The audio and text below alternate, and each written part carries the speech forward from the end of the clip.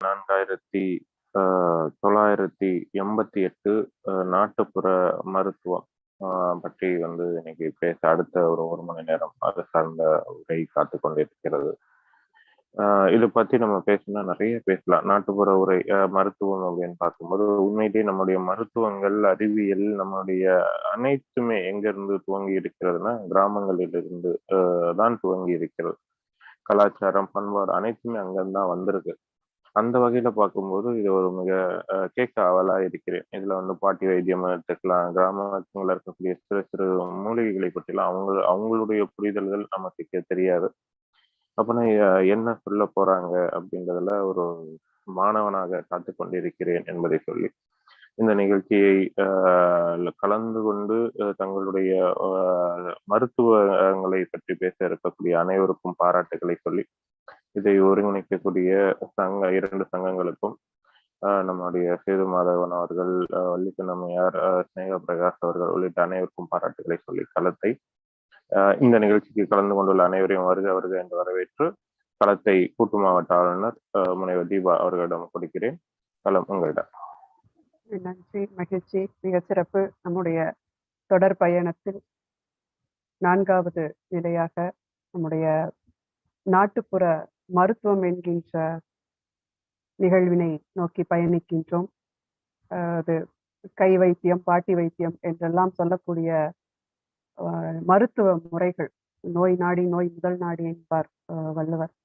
அந்த நிலையிலே மருத்துவம் குறித்த நிலைகள். ஏன்னா எந்த ஒரு பக்க விளைவுகளும் இல்லாதது எது அப்படின்னு பார்க்கும்போது இந்த கை வைத்தியம், பாட்டி வைத்தியம் என்று. அதே நேரத்துல உடனடியாக நம்முடைய வீட்டில் இருக்கக்கூடியதும் அல்லது நம்மளுடைய வீட்டின் சுற்றுப்புறத்தில் இருக்கக்கூடிய தாவரங்கள், மூலிகைகள் இவற்றையெல்லாம் பயன்படுத்தி நம்முடைய நோயை உடனடியாக தீர்த்து கொள்ளக்கூடிய ஒரு நிலையில் இந்த நாட்டுப்புற மருத்துவம் அமைகின்றது. அந்த வகையில் இந்த மருத்துவ நிலைகள் ஏறத்தாழ பங்கேற்கக்கூடிய அத்தனை பேருமே அதை நமக்கு காட்சிப்படுத்தியே விளக்க காத்திருக்கின்றார்கள். அவர்களை அன்போடு வரவேற்கின்றேன். களம் தற்போது சேது மாதவன் அவர்கள். நன்றி. அன்னக்கிளியே, செல்ல கிளியே, செவத்த கிளியே, கருநிலையே, ஓடி வாடி கும்மி அடிக்க நம்ம நாட்டுப்புற மருத்துவத்தை எடுத்து கூற உனக்கு ஒரு வாய்ப்பு வந்ததம்மா. அழகே நாட்டுப்புற மருத்துவத்தை எடுத்து கூற உனக்கு ஒரு வாய்ப்பு வந்ததம்மா. நம்ம தமிழால் இணைவோம் குழுவுல உனக்கு ஒரு வாய்ப்பு வந்ததம்மா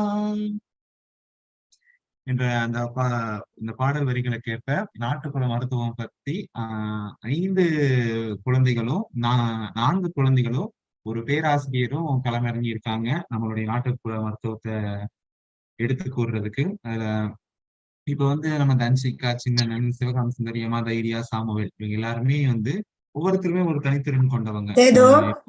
அக்கா இப்ப நாட்டுப்புற மருத்துவம் அப்படிங்கும் போது எனக்கு ஒண்ணு தோணுது. என்ன அப்படின்னா, நம்ம பாட்டி வைத்தியத்தை எல்லாம் இப்ப எல்லாத்துக்கும் இப்ப குழந்தைங்களுக்கு முடியல அப்படின்னா என்ன பண்றாங்க, உடனே மருத்துவத்தை தான் போறாங்க.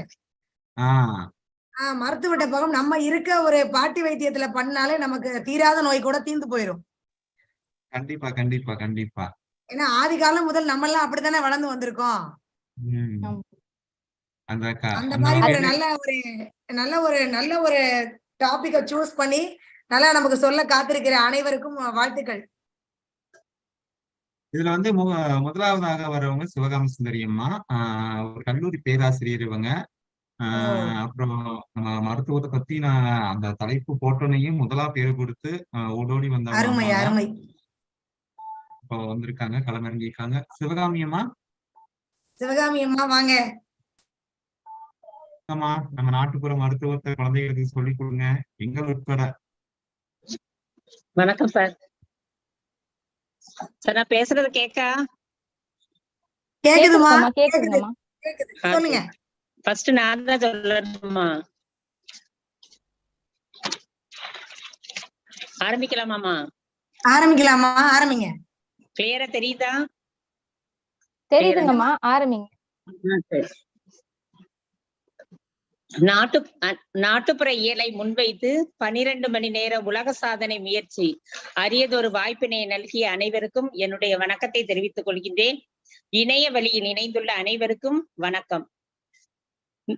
ஈரடி நூல், முப்பால், உலக பொதுமறை என்றெல்லாம் அழைக்கக்கூடிய திருக்குறள் மருந்து அப்படிங்கிற அதிகாரத்துல கூறும்போது நோய் நாடி, நோய் முதல் நாடி, அது தணிக்கும் வாய் நாடி வாய்ப்ப செயல் என்று குறிப்பிடுகின்றது. நோயினா என்ன, நோய்க்கான காரணம் என்ன, நோய்க்கான மருந்து என்ன என்பதை அறிந்து நாம் மருத்துவம் செய்யும் போது அந்த நோயானது நீங்குகின்றது. அலோபதி மருத்துவம், யுனானி மருத்துவம், ஆயுர்வேத மருத்துவம், இவையெல்லாம் இந்த மருத்துவத்துக்கெல்லாம் முன்னோடியாக இருக்கக்கூடியது என்ன அப்படின்னு சொல்லி பார்க்கும்போது நம்முடைய நாட்டுப்புற மருத்துவம் தான் இந்த மருத்துவத்துக்கெல்லாம் முன்னோடியாக திகழ்கின்றது. ஆதி மனிதன் தோன்றிய காலத்திலிருந்தே தோன்றியது என்ன அப்படின்னு சொல்லி பார்க்கும்போது இந்த நாட்டுப்புற மருத்துவம் தான் தொடக்க காலத்திலே தோன்றி இருக்கின்றது. நாட்டுப்புற இலக்கியம் அப்படின்னு சொல்லி எடுத்துக்கொள்ளும் போது அது நாட்டுப்புற பாடல்கள், நாட்டுப்புற கதைகள், நாட்டுப்புற கதை பாடல்கள், அதே சமயத்துல நாட்டுப்புறத்துல வழங்கக்கூடிய பழமொழிகள், நாட்டுப்புறத்துல வழங்கக்கூடிய விடுகதைகள், நாட்டுப்புற மருத்துவம், இவை அனைத்தும் நாட்டுப்புற இலக்கியங்கள் அப்படிங்கிற வடிவத்திலே அடங்குகின்றது. இந்த நாட்டுப்புற மருத்துவம் என்பது தொடக்க காலத்துல எழுதப்படவில்லை. அது வாய்மொழி வழியாக, செவி வழியாக கேட்டுதான் அந்த நாட்டுப்புற மருத்துவ முறைகளை பயன்படுத்தினாங்க. ஆனா இப்போது ஆய்வு அப்படிங்கிறது பல்கி பெருகி இருக்கு அப்படிங்கலாம். நாட்டுப்புற மருத்துவம் குறித்த நிறைய ஆய்வேடுகள் அப்படிங்கிறது வந்திருக்கு. அதே சமயத்துல நாட்டுப்புற மருத்துவம் குறித்த கருத்தரங்குகளும் நிறைய நடத்தப்பட்டு வருகின்றன. நோயும் மருத்துவமும் மனித இன வாழ்க்கை வரலாற்றிலே பின்னி பிணைந்து காணப்படுகிறது. இந்த நாட்டுப்புற மக்களால் கையாளக்கூடிய இந்த நாட்டுப்புற மருத்துவம் என்பது ஃபோக் மெடிசன் அப்படிங்கிற பெயர்லையும், பாப்புலர் மெடிசன் அப்படிங்கிற பெயர்லையும், எத்னா மெடிசன் அப்படிங்கிற பெயர்லையும், எத்னாஸ்டிக்ஸ் அப்படிங்கிற பெயர்லையும், பாப்புலர் ஹெல்த் கல்ச்சர் எத்னாலஜி என்ற பெயர்லையும் இந்த நாட்டுப்புற மருத்துவமானது வழங்கப்பட்டு வருகின்றது. தமிழக கிராமப்புறங்கள்ல இந்த நாட்டுப்புற மருத்துவமானது பச்சிலை வைத்தியம் அப்படிங்கிற பெயர்லையும், நாட்டு வைத்தியம் அப்படிங்கிற பெயர்லையும், கை மருத்துவம் அப்படிங்கிற பெயர்லையும், பாட்டி மருத்துவம் அப்படிங்கிற பெயர்லையும், மூலிகை மருத்துவம் அப்படிங்கிற பெயர்லையும், பரம்பரை மருத்துவம் அப்படிங்கிற பெயர்லையும், ராஜ வைத்தியம் அப்படிங்கிற பெயர்லையும், ரகசிய பாரம்பரிய வைத்தியம் அப்படிங்கிற பெயர்லையும், வீட்டு வைத்தியம் அப்படிங்கிற பெயர்லையும் இந்த நாட்டுப்புற மருத்துவமானது பல்வேறு பெயர்கள்ல பயன்படுத்தப்பட்டு வருகின்றது. மிக பழமையான மருத்துவ முறை அப்படின்னு சொல்லி எடுத்துக்கொள்ளும் போது ஆயுர்வேத மருத்துவ முறை அப்படின்னு சொல்லி சொல்றோம். அதர்வன வேத காலத்திலே நமக்கு தெரியும், ரிக்கேஜூர், சாமம், அதர்வனம் அப்படின்னு சொல்லி 4 வேதங்கள் இருந்தது. இதுல அதர்வன வேத காலத்திலேயே இந்த நாட்டுப்புற மருத்துவம் அப்படிங்கிறது நடைமுறையில் இருந்தது அப்படின்னு சொல்லி சொல்லலாம். அறிவியல் வளர்ச்சி பெற்ற நாகரிகமயமான இயந்திரமயமாக இருக்கக்கூடிய இந்த தற்காலங்கள்லையும் கிராமப்புற பகுதியில இந்த நாட்டுப்புற மருத்துவம் அப்படிங்கிறது இன்றும் நடைமுறையில் இருக்கு அப்படின்னு சொல்லி சொல்லலாம். அதே சமயத்துல பார்க்கும்போது பழங்குடி மக்களிடம் இந்த நாட்டுப்புற மருத்துவம் அப்படிங்கிறது அதிக அளவுல நடைமுறையில இருக்கு. இந்த நாட்டுப்புற மருத்துவம் குறித்து நிறைய அறிஞர்கள் வெவ்வேறு விதமான கருத்துக்களை கூறுகின்றனர். இதுல மரியட் அப்படிங்கிற கூறும்போது நம் கிராமப்புற மக்கள் கையாளக்கூடிய மருத்துவ முறைதான் இந்த நாட்டுப்புற மருத்துவம் என்று குறிப்பிடுகின்றார். எல்வின் அப்படிங்கிறவர் கூறும்போது பழங்குடி மக்களிடையே காணக்கூடிய மந்திர சமய மருத்துவ முறைகளை எல்லாம் ஆராய வேண்டும் என்று குறிப்பிடுகின்றார். சு வெங்கடேசன் அப்படிங்கிற அறிஞர் கூறும்போது உலக மருத்துவத்தினுடைய அடிப்படையே இந்த நாட்டுப்புற மருத்துவம் தான் என்று குறிப்பிடுகின்றார். பிரேஸ்னா, மாலினோவிஸ்கி இவர்களெல்லாம் கூறும்போது மந்திர சடங்கு பற்றி ஆராயும் போது நாட்டுப்புற மருத்துவத்தினுடைய முந்தைய வடிவத்தை நாம் காணலாம் என்று குறிப்பிடுகின்றனர். சந்திரன் அப்படிங்கிற ஆசிரியர் கூறும்போது இயற்கையோடு தொடர்பு கொண்ட மனிதன் தன்னை சுற்றி வளர்ந்துள்ள இலை, பூ, காய், கனி இவற்றையெல்லாம் கூர்ந்து நோக்கி அவற்றினுடைய மருத்துவ குணங்களை எல்லாம் கண்டறிந்தான். அந்த மருத்துவ குணங்கள் மூலமாக நோயினை தீர்த்தான். அதுதான் நாட்டுப்புற மருத்துவம் என்று சந்திரன் அப்படிங்கிற அறிஞர் கூறுகின்றார். இந்த நாட்டுப்புற மருத்துவம் அப்படின்னு சொல்லி எடுத்துக்கொள்ளும் போது நம்முடைய பண்பாட்டோடும் பழக்க வழக்கத்தோடும் சமூக அமைப்போடும் பின்னி பிணைந்து இருக்கின்றது என்று மானிடவியல் அறிஞர்கள் இந்த நாட்டுப்புற மருத்துவத்தை பற்றி குறிப்பிடுகின்றனர். இந்த பாலில் வெண்ணெய் எவ்வாறு கலந்து இருக்கின்றதோ அது போல நாட்டுப்புற பாடல்கள் அப்படின்னு சொல்லி எடுத்துட்டீங்கன்னா அதுல நிறைய அரிய மருத்துவ முறைகள் அப்படிங்கிறது அடங்கி இருக்கின்றன. மருத்துவ புலமை அப்படிங்கிற மத்தினால் நாம் கடையும் போது, அதாவது வெண்ணெய் பாலிலிருந்து எவ்வாறு வெண்ணெய் திரண்டு வருகின்றதோ அதே போல நாட்டுப்புற பாடல்கள்ல நிறைய பிணி தீர்க்கக்கூடிய மருத்துவ முறைகள் உள்ளது அப்படிங்கிறது சு வெங்கடேசன் அப்படிங்கிற அறிஞர் கூறும்போது குறிப்பிடுகின்றார். இந்த நாட்டுப்புற மருத்துவத்துடைய சிறப்புகள் அப்படின்னு சொல்லி நாம எடுத்துக்கொள்ளும் போது இது ஒரு எளிய முறையாக இருக்கின்றது. ரெண்டாவது, இதுல பொருட்செலவு அப்படிங்கிறது அதிகம் கிடையாது. இப்ப நம்ம ஒரு டாக்டர்கிட்ட போனோம்னா ஸ்கேன் பண்ணணும், எக்ஸ்ரே பண்ணணும், பிளட் டெஸ்ட் பண்ணணும், யூரின் டெஸ்ட் பண்ணணும், எல்லா டெஸ்டும், நம்ம சுகர் டெஸ்ட் பண்ணணும்னு எல்லா டெஸ்டும் பண்ண வேண்டியது இருக்கு. ஆனா இதுல அப்படி கிடையாது, பொருட்செலவே நமக்கு கிடையாது. அதே சமயத்துல பக்க விளைவு அப்படிங்கிறது இல்லாது. இதுல நம்ம அலோபதி மருந்து சாப்பிடும் போது அது அலர்ஜி, நமக்கு ஒவ்வாமை அப்படிங்கிறது ஏற்படுகிறது. இந்த நாட்டுப்புற மருத்துவத்துல நமக்கு எந்த பக்க விளைவும் கிடையாது. நம்ம நாட்டுப்புற மருத்துவம் அப்படின்னு சொல்லும் போது நம்ம வீட்டுல இருக்கக்கூடிய அஞ்சரை பெட்டியே நம்ம பாத்துக்கிடலாம். அதுல பாத்தீங்கன்னா நம்ம சுக்கு வச்சிருப்போம், மிளகு வச்சிருப்போம், ஓமம் வச்சிருப்போம், கிராம்பு வச்சிருப்போம், வெந்தயம் வச்சிருப்போம், ஜீரகம் வச்சிருப்போம். இதுல எடுத்துக்கிட்டீங்கன்னா ஓமம் அப்படிங்கிறது செரிமானத்தை போக்கக்கூடிய வகையில இருக்கின்றது. வெந்தயம் அப்படிங்கிறது வயிற்று கடுப்பினை போக்கக்கூடிய இருக்கிறது. மிளகு நமக்கு எல்லாருக்கும் தெரியும். இந்த மிளகு, இந்த 10 மிளகு இருந்தது அப்படின்னு சொன்னா பகைவன் வீட்லயும் சாப்பிடலாம் அப்படின்னு சொல்லப்படுது. அடுத்தது பெருங்காயம், நமக்கு டைஜஷன் போக்கக்கூடிய வகையில இருக்கு. நாகரிக வளர்ச்சி பெற்ற இக்காலத்துல நாட்டுப்புற மருத்துவம் கொஞ்சம் கொஞ்சம் அழிந்து வருது அப்படின்னு சொல்லலாம். ஆயுஷ் என்ற மருத்துவ துறையானது மூலிகை வைத்தியத்தை நமக்கு பரிந்துரை செய்கின்றது. இந்த நாட்டுப்புற மருத்துவத்தினுடைய ஆய்வு அப்படின்னு சொல்லி எடுத்துக்கொள்ளும் போது 1936ஆம் ஆண்டு முருகேச முதலியார் அப்படிங்கிறவர் குணபாலம் அப்படிங்கிற நூல்ல மூலிகை மருத்துவம் பற்றி குறிப்பிட்டிருக்கின்றார். 1973ல இரா கண்ணப்பன் அப்படிங்கிறவர் நம் நாட்டு மூலிகைகள் அப்படிங்கிற ஒரு நூலை எழுதியிருக்கின்றார். 73ல ஓபி ஜாக்கி நாட்டுப்புற மருத்துவம் அப்படிங்கிற ஒரு நூலினை எழுதியிருக்கின்றார். 74ல சோமலை என்பவர் மக்களின் மரபும் பண்பாடும் அப்படிங்கிற நூலை எழுதியிருக்கின்றார். 86ல ஆர்.எம். சோப்ரா என்பவர் இந்திய மருத்துவ செடிகளின் பட்டியல் அப்படிங்கிற ஒரு நூலினை எழுதியிருக்கின்றார். 97ல அரு ராமநாதன் அப்படிங்கிற அறிஞர் நாட்டுப்புற இயல் ஆய்வு அப்படிங்கிற நூலை எழுதியிருக்கின்றார். 2002ஆம் ஆண்டு சந்திரன் அப்படிங்கிற ஆசிரியர் நாட்டுப்புற மருத்துவம் அப்படிங்கிற நூலை எழுதியிருக்கின்றார். இப்ப பாத்தீங்க அப்படின்னா நாட்டுப்புற மருத்துவம் அப்படிங்கிறது எல்லா பகுதியிலுமே பயன்படுத்தப்பட்டு வருகின்றோம்.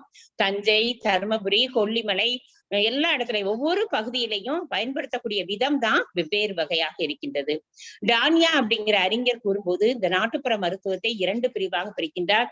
ஒன்று மந்திர மருத்துவம் என்று கூறுகின்றார், மற்றொன்று பாத்தீங்க அப்படின்னா இயற்கை மருத்துவம் அப்படின்னு சொல்றாரு. அரு ராமநாதன் அப்படிங்கிறவர் நாட்டுப்புற மருத்துவத்தை 2 பிரிவாக பிரிக்கின்றார். ஒன்று நாட்டுப்புற நம்பிக்கைகள், 2வது இயற்கை அல்லது மூலிகை மருத்துவம் என்று குறிப்பிடுகின்றார். ஞானசம்பந்தன் நாட்டுப்புற மருத்துவத்தை 3 பிரிவாக பிரிக்கின்றார். ஒன்று மருத்துவ முறை சார்ந்த ராஜ வைத்தியம், 2வது மந்திரை முறை சார்ந்த பூத வைத்தியம், 3வது தொகுப்பு முறை சார்ந்த ராஜ வைத்தியம் என்று குறிப்பிடுகின்றார். இந்த நாட்டுப்புற மருத்துவமானது கை மருத்துவம் என்றும், குழந்தை மருத்துவம் என்றும், பொது மருத்துவம் என்றும், மகளிர் மருத்துவம் என்றும், ஆடவர் மருத்துவம் என்றும், கால்நடை மருத்துவம் என்றும் பல பிரிவுகளாக இதனை பிரிக்கின்றலாம். முதல்ல பாத்தீங்க அப்படின்னு சொன்னா இயற்கை மருத்துவம் அப்படின்னு சொன்னா அதுல மூலிகை மருந்துகள், காய்கனி மருத்துவம், கிழங்கு வகை மருத்துவம், கீரை வகைகள், பூ, வேர் போன்ற மருந்துகள் எல்லாம் அடங்குகின்றது. இந்த மூலிகை மருத்துவம் அப்படின்னு சொன்னா அதுல கீழா நெல்லி அப்படிங்கிறது மஞ்சக்காமாலை நோயை போக்குகின்றது. குப்பை மேனி அப்படிங்கறத எடுத்துட்டோம்னா சொறி சிறங்குகளை போக்கக்கூடிய வகையில இருக்கு. நமக்கு வேப்பங்கொழுந்து நம்ம எல்லாருக்குமே தெரியும். இந்த வேப்பங்கொழுந்து அப்படின்னு எடுத்துட்டோம் அப்படின்னு சொன்னா இது வயிற்று பூச்சியை போக்கக்கூடிய வகையில இருக்கு. அதே சமயத்துல இந்த வேப்ப பூவை இதுல பூக்கக்கூடிய அந்த பூவுல ரசம் வச்சு சாப்பிட்டோம் அப்படின்னு சொன்னா உடல் சூட்டை தவிர்க்கக்கூடிய வகையில இருக்கு. ஆடாதொட இலை அப்படின்னு எடுத்துட்டோம் அப்படின்னு சொன்னா அது உடல் சூட்டினை தடுக்கக்கூடிய வகையில இருக்கு. அடுத்தது காய்கறி மருத்துவம் அப்படின்னு எடுத்துக்கொள்ளும் போது நம்ம வீட்டுல பயன்படுத்தக்கூடிய இந்த அவரைக்காய், இந்த அவரைக்காயானது நம்முடைய வயிற்று புண்ணை போக்கக்கூடிய வகையில இருக்கு. இந்த அவரையினுடைய இலை, காய் எல்லாமே மருத்துவ குணம் உடையதாக பயன்படுத்தப்படுது. நம்ம அன்றாட உணவுல பயன்படுத்துறோம் இந்த கத்தரிக்காய், நமக்கு எல்லாருக்குமே தெரியும். இந்த கத்தரிக்காய் அப்படின்னு எடுத்துக்கிட்டீங்கன்னா இது பசியை தூண்டக்கூடிய வகையில இருக்கு. அதே சமயத்துல நம்முடைய இதயத்தை பலப்படுத்தக்கூடிய வகையில இந்த கத்தரிக்காய் அப்படிங்கிறது இருக்கு அப்படின்னு சொல்லலாம். கனி வைத்தியம் சொல்லும் போது எல்லா பழங்களுமே நமக்கு பயன்படக்கூடிய வகையில தான் இருக்கு. இந்த கொய்யா பழம் அப்படின்னு எடுத்துக்கொள்ளும் போது மலச்சிக்கலை போக்கக்கூடிய வகையில இருக்கு. அதே மாதிரிதான் இந்த வாழைப்பழம் எடுத்துக்கொள்ளும் போது அதுவும் மலச்சிக்கலை போக்கக்கூடிய வகையில இருக்கு. அன்னாசி பழம் அப்படின்னு சொல்லி எடுத்துக்கொள்ளும் போது சிறுநீரக கற்களை கரைக்கக்கூடிய வகையில இருக்கு. அத்திப்பழம் அப்படின்னு சொல்லி எடுத்துக்கொள்ளும் போது ரத்தத்தை சுத்திகரிக்கக்கூடிய வகையில இருக்கு. இப்ப கீரை வகைகள்னா நம்ம நிறைய கீரை வகைகளை நம்ம பயன்படுத்திக்கிட்டே இருக்கோம். இதுல நம்ம அகத்தி கீரை பயன்படுத்துறோம். அதே சமயத்துல இதுதான் வல்லாரை கீரை, இதை பயன்படுத்துறோம். அகத்தி கீரை, பொன்னாங்கண்ணி கீரை, வல்லாரை கீரை, அரைக்கீரை, மணத்தக்காளி கீரை, பசலைக்கீரைன்னு சொல்லி நிறைய கீரைகளை பயன்படுத்துறோம். நம்ம வாரத்துக்கு ஒரு முறை அல்லது நமக்கு தினம் பயன்படுத்தினா கூட பயன்படுத்தலாம். இந்த கீரை வகைகள் எல்லாமே நம்முடைய நோய் எதிர்ப்பு சக்தியை அதிகப்படுத்தக்கூடிய வகையில இருக்கு அப்படின்னு சொல்லி சொல்லலாம். இதுல அகத்திக்கீரை அப்படின்னு சொல்லி எடுத்துட்டீங்க அப்படின்னா நம்முடைய எலும்பு வளர்ச்சியை தூண்டக்கூடிய வகையில இருக்கு. அரைக்கீரை அப்படின்னு சொல்லி எடுத்துட்டீங்கன்னா வாதம், கபம் இவற்றையெல்லாம் போக்கக்கூடிய வகையில இருக்கு. இந்த வல்லாரை கீரை நமக்கு தெரியும். இந்த வல்லாரை கீரை நினைவு ஆற்றலை அதிகப்படுத்தக்கூடிய வகையில இருக்கு இந்த வல்லாரை கீரை அப்படிங்கிறது. அடுத்தது இந்த பொன்னாங்கண்ணி கீரை. இந்த பொன்னாங்கண்ணி கீரை நம்ம எல்லாருமே பார்த்திருப்போம். இது பெயரிலேயே அமைந்திருக்கின்றது. இது கண்ணிற்கு உகர்ந்தது இந்த பொன்னாங்கண்ணி கீரை அப்படின்னு சொல்லி சொல்லலாம். அடுத்தது மணத்தக்காளி கீரை அப்படின்னு சொல்லி எடுத்துக்கொள்ளும் போது வயிற்று புண்ணை நீக்கக்கூடியது. கருவேப்பிலை நம்ம எல்லாருக்குமே தெரியும். இந்த கருவேப்பிலை அப்படின்னு சொல்லி எடுத்துக்கொள்ளும் போது பசியை தூண்டக்கூடிய வகையில இந்த கருவேப்பிலை அப்படிங்கிறது இருக்கு. அதே சமயத்துல முடி வளர்ச்சிக்கும் இந்த கருவேப்பிலை நம்ம பயன்படுத்துகிறோம். அடுத்தது பூ வேர் அப்படின்னு சொல்லி சொல்லும் போது நம்ம தினமும் மல்லிகைப்பூ இது நம்ம தலையில வச்சுட்டு போவோம். இந்த மல்லிகைப்பூ எதுக்காக பயன்படுத்தப்படுது அப்படின்னு சொல்லி பாத்தீங்கன்னா தலைவலியை குறைக்கின்றது. நம்ம தினம் மல்லிகைப்பூ வச்சுட்டு போனோம்னா நமக்கு தலைவலி அப்படிங்கிறது குறையுமா. அதே சமயத்துல நம்முடைய கண் எரிச்சல் அதையும் குறைக்கக்கூடிய வகையில இந்த மல்லிகைப்பூ அப்படிங்கிறது பயன்படுது. அடுத்தது ரோஜாப்பூ. இந்த ரோஜாப்பூ அப்படின்னு சொல்லி சொல்லும் போது இது இதயத்தை பலப்படுத்தக்கூடிய வகையில் இருக்கு. இந்த ரோஜா இதழை தேனோடு சேர்த்து சாப்பிடும் போது நம்முடைய நோயானது இதயம் நல்ல பலப்படுத்தக்கூடிய வகையில இருக்கு. இதே சமயத்துல வெள்ளை எருக்கு நம்ம வீட்டுல அந்த ரோட்டோரம் எல்லாம் முளைஞ்சிருக்கும் பார்த்திருப்போம். இந்த வெள்ளை எருக்கு இதான் எருக்கன் செடியில உள்ளது. இந்த வெள்ளை எருக்கன் செடியினுடைய வேரை நம்ம பயன்படுத்தணும். அதே மாதிரி இந்த வெள்ளை எருக்கன் செடியை நம்ம வீட்டுல வச்சோம் அப்படின்னு சொல்லி சொன்னா கண் திருஷ்டியை குறைத்து நமக்கு நோய் வராமல் தடுப்பதற்கு பயன்படுத்தப்படுகிறது. இதே மாதிரிதான் பாத்தீங்கன்னா வெட்டி வேர், வசம்பு வேர் இவையெல்லாம் வலி நிவாரணியாக பயன்படுத்தக்கூடிய வகையிலே இருக்கின்றது. கிழங்கு வகைகள் நம்ம பார்த்திருப்போம், அன்றாடம் பயன்படுத்துவோம். இந்த உருளைக்கிழங்கு. இந்த உருளைக்கிழங்கு வேக வச்சு சாப்பிடும்போது சிறுநீர் வராம இருக்கிறவங்களுக்கும் சிறுநீரை பெருக்கும் தன்மை ஆற்றலுடையதாக இந்த உருளைக்கிழங்கு அப்படிங்கிறது இருக்கு அப்படின்னு சொல்லி சொல்லலாம். அதே சமயத்துல நம்ம அந்த கருணக்கிழங்கு இது நம்ம பார்த்திருப்போம். இந்த கருணக்கிழங்கு அப்படிங்கறத பயன்படுத்துவோம். நம்ம இது மசையில் வச்சு சாப்பிடுவோம். இந்த கருணைக்கிழங்கு உள் மூலத்தை தீர்க்கக்கூடிய வகையிலே பயன்படுத்தப்படுகிறது அப்படின்னு சொல்லி சொல்லலாம். இன்னும் சேப்பங்கிழங்கு, மஞ்சள் கிழங்கு இது எல்லாமே பாத்தீங்கன்னா மருத்துவ குணம் உடைய கிழங்கு வகைகள் அப்படின்னு சொல்லி சொல்லலாம். மந்திர மருத்துவம் அப்படின்னு சொல்லி எடுத்துட்டோம் அப்படின்னு சொல்லி சொன்னா கடவுளுடைய சீற்றத்தின் காரணமாக மழை வராம இருக்கலாம் அல்லது அம்மை நோய் வரலாம். இதுக்கெல்லாம் என்ன காரணம் அப்படின்னு சொல்லி சொன்னா மாரியம்மனுக்கு நம்ம நேர்த்திக்கடன் செய்யணும் அப்படின்னு சொல்லி நம்புறோம். அடுத்தது கெட்ட ஆவி. இந்த கிராமப்புற பகுதியில பேய் பிசாசு கெட்ட ஆவி பிடிக்கிறதன் காரணமாக நோய் வருது அப்படின்னு சொல்லி நம்புறாங்க. சூனியத்தின் காரணமாக நோய் வருது அப்படின்னு சொல்லி நம்புறாங்க. கண் திருஷ்டி, கண்ணீர் படுவதன் காரணமாக நோய் வருது. அதற்கு மிளகாவத்தலை சுற்றி போடுறது அப்படிங்கிற பழக்கமானது இருக்கு. அடுத்தது கை மருத்துவம், இந்த பச்சிலை மருத்துவம் அப்படிங்கிறது இருக்கு. பச்சிலை மருத்துவத்தை தான் நம்ம பாட்டி வைத்தியம் அப்படிங்கிற பெயர்ல அழைக்கின்றோம். இப்ப சளி அப்படி பிடிச்சது அப்படின்னு சொல்லி சொன்னா சுக்கு நம்ம வீட்டுல அன்றாடம் பயன்படுத்துவோம். சுக்கு, இந்த சுக்கு கஷாயம் போட்டு சாப்பிட்டோம் அப்படின்னு சொல்லி சொன்னா சளி அப்படிங்கறது அறவே நீங்கிரும். அடுத்தது நமக்கு வெற்றிலை, நம்ம எல்லாருக்குமே தெரியும். இந்த வெற்றிலை நம்ம சாப்பிட்டோம் அப்படின்னு சொல்லி சொன்னா செரிமான கோளாறு அப்படிங்கிறது நீங்கும். அப்போ இன்னும் தினம் கூட நம்ம அந்த வெற்றிலை, மிளகு இந்த ரெண்டையும் சேர்த்து சாப்பிட்டோம் அப்படின்னு சொல்லி சொன்னா சளி தொந்தரவுல இருந்து நம்ம விடுபடலாம். இக்கால மாதிரி மருத்துவ வசதி இல்லாத அந்த காலகட்டத்துல இப்படி கை வைத்திய முறைகளை தான் பயன்படுத்தினாங்க. அடுத்தது இளநரை ஏற்பட்டது அப்படின்னு சொல்லி சொன்னா நெல்லிக்காய் சாப்பிடக்கூடிய பழக்கம் அப்படிங்கிறது இருந்தது. குழந்தை மருத்துவம் அப்படின்னு சொல்லி சொன்னா தாய்ப்பால் தான் குழந்தைகளுக்கு நோய் எதிர்ப்பு சக்தியை அதிகரிக்கும் என நாட்டுப்புற மருத்துவத்துல குறிப்பிடப்படுகின்றது. குழந்தைகளுக்கு எந்த மருந்தை கொடுத்தாலும் சரி அந்த மருந்துல என்ன செய்யறாங்க அப்படின்னா தாய்ப்பாலோடு கலந்து கொடுக்கக்கூடிய வழக்கம் அப்படிங்கிறது இருந்தது. மகளிர் மருத்துவம் அப்படின்னு சொல்லி எடுத்துக்கொள்ளும் போது சீரற்ற மாதவிடாய் ஏற்படுது அப்படின்னு சொல்லி சொன்னா அருநெல்லிக்காய், இந்த சின்ன நெல்லிக்காய் பார்த்திருப்பீங்க, அந்த அரைநெல்லிக்காயை சாப்பிட்டா சீரற்ற மாதவிடாயானது குணமாகும் என மக்கள் நம்புகின்றனர்.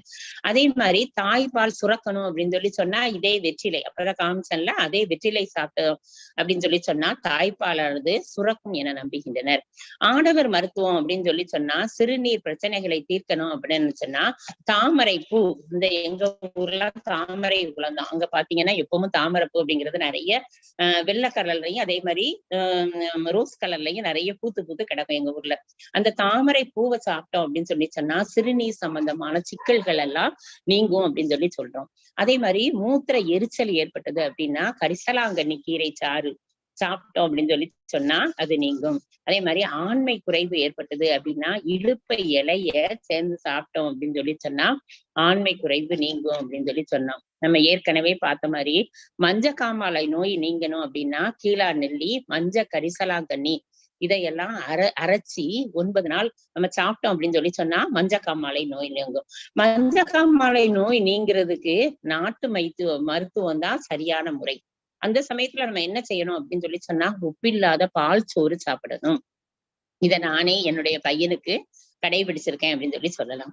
அதே மாதிரி தலைவலி, மண்டவலி ஏற்பட்டது அப்படின்னு சொல்லி சொன்னா நம்ம ஏற்கனவே பார்த்தோம்ல சுக்கு, இந்த சுக்கை பயன்படுத்தணும் அப்படின்னு சொல்லி சொல்றோம்.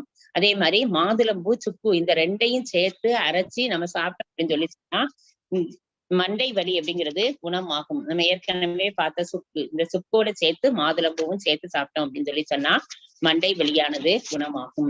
அடுத்தது உடம்பு வலி ஏற்படுது அப்படின்னு சொல்லி சொன்னா ஏலத்தையும் இஞ்சி சாறையும் சேர்த்து சாப்பிடணும். வயிற்று வலி ஏற்படுதுன்னா இதே சுக்கு பொடி, இந்த சுக்கு பொடியை சுடுதண்ணீர்ல சேர்ந்து சாப்பிட்டோம் அப்படின்னு சொல்லி சொன்னா வயிற்று வலி நீக்கும். கண் வலி ஏற்படுது அப்படின்னு சொல்லி சொன்னா அன்றாட நம்ம பயன்படுத்தக்கூடிய அந்த தேங்காய் துருவல், அந்த தேங்காய் துருவலை சாப்பிட்டோம் அப்படின்னு சொல்லி சொன்னா கண் வலி குணமாகும். அடுத்தது பார்க்கும்போது மூட்டு வலி, இந்த மூட்டு வலி ஏற்படுதுன்னா என்ன செய்யணும் அப்படின்னா மல்லி விதை, நம்ம வீட்டுல பயன்படுத்துற அஞ்சரப்பட்டியில இருக்கக்கூடிய பெருஞ்சீரகம், அடுத்தது சீரகம், இந்த 3ஐயும் ராத்திரி நம்ம தண்ணியில ஊற வச்சிடணும். காலையில எழும்பி அந்த தண்ணியை குடிக்கும் போது நமக்கு மூட்டு வலி சரியாகும். இதை நானே பயன்படுத்தியிருக்கேன். இதை தொடர்ந்து ஒரு 5 நாள் சாப்பிட்டோம் அப்படின்னு சொல்லி சொன்னா மூட்டு வலி குணமாகும். அதே சமயத்துல இடுப்பு வலி எப்படின்னா செந்தட்டி வேற இடுப்பு பகுதியில அரைச்சு பூசணும் அப்படின்னு சொல்லி சொன்னா இடுப்பு வலி குணமாகும். அதே மாதிரி மூல நோய், நம்ம ஏற்கனவே பார்த்த அந்த மிளகு தான், இந்த மிளகு சோம்பு இந்த ரெண்டையும் தூள் செய்து அதை அரைச்சு வச்சுக்கிட்டு காலையில மாலையில பொடியா தேன்ல சேர்த்து கலந்து சாப்பிடும்போது குணமாகும். அதே சமயத்துல கருணைக்கிழங்கு லேகியமும் பயன்படுத்தலாம். வயிற்று பூச்சி, நம்ம ஏற்கனவே பார்த்த அந்த வேப்ப இலை, அந்த வேப்ப இலை கொழுந்தோட வெங்காயத்தையும் சேர்த்து நம்ம சாப்பிட்டோம் அப்படின்னு சொல்லி சொன்னா வயிற்று பூச்சி குணமாகும். அதே மாதிரி வயிற்று போக்கு ஏற்பட்டது அப்படின்னா மாதுளம் பிஞ்சு பார்த்திருப்போம், மாதுளம் பழத்தில் உள்ள சின்ன சின்ன பிஞ்சு, அதுவும் மாவிலை கொழுந்து இந்த ரெண்டையும் அரைச்சு சாப்பிட்டோம் அப்படின்னு சொல்லி சொன்னா சருமாகும். வயிற்று உப்புசம் சரியாகணும் அப்படின்னா நம்ம அஞ்சரப்பெட்டையில இருக்கக்கூடிய சீரகம், அதே சமயத்துல வெல்லம், இந்த ரெண்டையும் கலந்து சாப்பிட்டோம் அப்படின்னா வயிற்று உப்புசம், வயிறு சில சமயத்துல பெருசா இருக்கும், அந்த உப்புசமானது குறையும். ஆஸ்துமாக்கு ஆடாத்தொடை இலை அதோட சேர்த்து மிளகு திப்பிலி இதை சேர்த்து சாப்பிடணும். நான் ஏற்கனவே சொன்ன அந்த வெத்திலை இது கூட சேர்த்து அந்த மிளகையும் சேர்த்து சாப்பிட்டோம், வெத்திலை மிளகும் சேர்த்து சாப்பிட்டாலும் ஆஸ்துமா குணமாகும். கண்ணுல நீர் வடிஞ்சுது அப்படின்னு சொல்லி சொன்னா பொன்னாங்கண்ணி கீரை, நம்ம ஏற்கனவே பார்த்தோம் இந்த பொன்னாங்கண்ணி கீரை, இதுதான் பொன்னாங்கண்ணி கீரை. இந்த பொன்னாங்கண்ணி கீரையோடு நம்ம சொன்ன அந்த மிளகு, ஜீரகம் இதெல்லாம் சேர்த்து சாப்பிட்டோம் அப்படின்னு சொல்லி சொன்னா கண்ணுல நீர் வடிதல் அப்படிங்கிறது குணமாகும் அப்படின்னு சொல்லி நம்புறோம். அடுத்தது பார்க்கும்போது என்ன அப்படின்னு சொல்லி பார்க்கும்போது காது குத்துது அப்படின்னு சொல்லி சொன்னா வெள்ளை பூண்டு நமக்கு தெரியும், அந்த வெள்ளை பூண்டை வேக வைத்து அதனுடைய சாற்றை காதுல இட்டோம் அப்படின்னு சொல்லி சொன்னா காது குத்துதல் அப்படிங்கிறது சரியாகும். மலச்சிக்கல் இருக்கும், நமக்கு 2 நேரம் வெளியே போகணும், அப்படி போகாம இருந்ததுன்னா மலச்சிக்கல். இந்த மலச்சிக்கல் குணமாகணும்னா என்ன செய்யணும் அப்படின்னு சொல்லி சொன்னா காலையில எழுந்த உடனேயே வெறும் வயிற்றுல தண்ணி குடிக்கணும். நிறைய பேர் தண்ணி குடிப்பாங்க பார்த்திருக்கோம், காலையில எழும்பினோடனே காஃபி டீ எதுவும் குடிக்காம தண்ணி குடிச்சோம் அப்படின்னு சொல்லி சொன்னா நமக்கு இருக்கக்கூடிய மலச்சிக்கல் அப்படிங்கிறது குணமாகும். காது வலிக்கு நான் ஏற்கனவே சொல்லியிருக்கேன், வெள்ளை பூண்டை பிச்சுட்டு அதை வைக்கலாம், சவுரி பழத்தை சாப்பிட்டோம் அப்படின்னு சொல்லி சொன்னா காது வலி சரியாகும். அதே சமயத்துல துளசி இலைச்சாறு தான் துளசி, இந்த துளசி சாறை குடிச்சோம் அப்படின்னு சொல்லி சொன்னா சளி சரியாகும் அப்படின்னு சொல்லி சொல்றோம். அதே மாதிரி தொண்டை வலிக்கு ஏற்கனவே பார்த்த அந்த சுக்கு தான், இந்த சுக்கு சாப்பிட்டோம், சுக்கு நீர் சாப்பிட்டோம் அப்படின்னு சொல்லி சொன்னா தொண்டை வலி அப்படிங்கிறது சரியாகும். அப்ப கை கால் வீக்கம் இருக்கு அப்படின்னு சொல்லி சொன்னா ஆமணக்கு இலை அத வச்சு அந்த இடத்துல கட்டலாம், சரியாகும் அப்படின்னு சொல்லி சொல்றோம். பித்தம் இருந்தது அப்படின்னா வேலம் பட்டையை அரைத்து அதை கொடுத்தா அது பித்தம் சரியாகும். பித்தத்துக்கு வந்து இஞ்சி இருக்கு பாத்தீங்களா, அந்த இஞ்சிய நல்ல சாரா குடிக்கலாம். அதே சமயத்துல தலை சுற்றல் மாதிரி இருந்தது அப்படின்னு சொல்லி சொன்னா இஞ்சி சாறை எடுத்து தலையிலையும் அரைக்கலாம். மார்பு சளி முசுமுசுக்க இலையை அரைத்து கொடுத்தா மார்பு சளி அப்படிங்கிறது சரியாகும். வயிற்றுல கிருமி இருந்தது அப்படின்னு சொல்லி சொன்னா குப்பை மேனி இலையை சாப்பிட்டா சரியாகும். நம்ம ஏற்கனவே பார்த்த அந்த வேப்பங்குழந்து சாப்பிட்டாலும் இந்த வயிற்று கிருமி அப்படிங்கிறது சரியாகும். அதனாலதான் முன்னாடி எல்லாம் பாத்தீங்கன்னா வாரத்துக்கு ஒரு முறை ஞாயிற்றுக்கிழமை அப்படின்னா இந்த வேப்பங்குழந்து அரைச்சி கொடுக்குற வழக்கம் அப்படிங்கிறது இருந்தது. கபம் அதிகமா இருந்தது, சளி அதிகமா இருந்ததுன்னா அந்த துளசியை நல்லா அரைச்சி அது சாரை குடிச்சோம் அப்படின்னு சொல்லி சொன்னா சரியாகும். ரத்த சோகை அப்படின்னு சொல்லி எடுத்துட்டீங்க அப்படின்னு சொல்லி சொன்னா பசலை கீரையை சாப்பிட்டா அந்த ரத்த சோகை அப்படிங்கிறது சரியாகும்.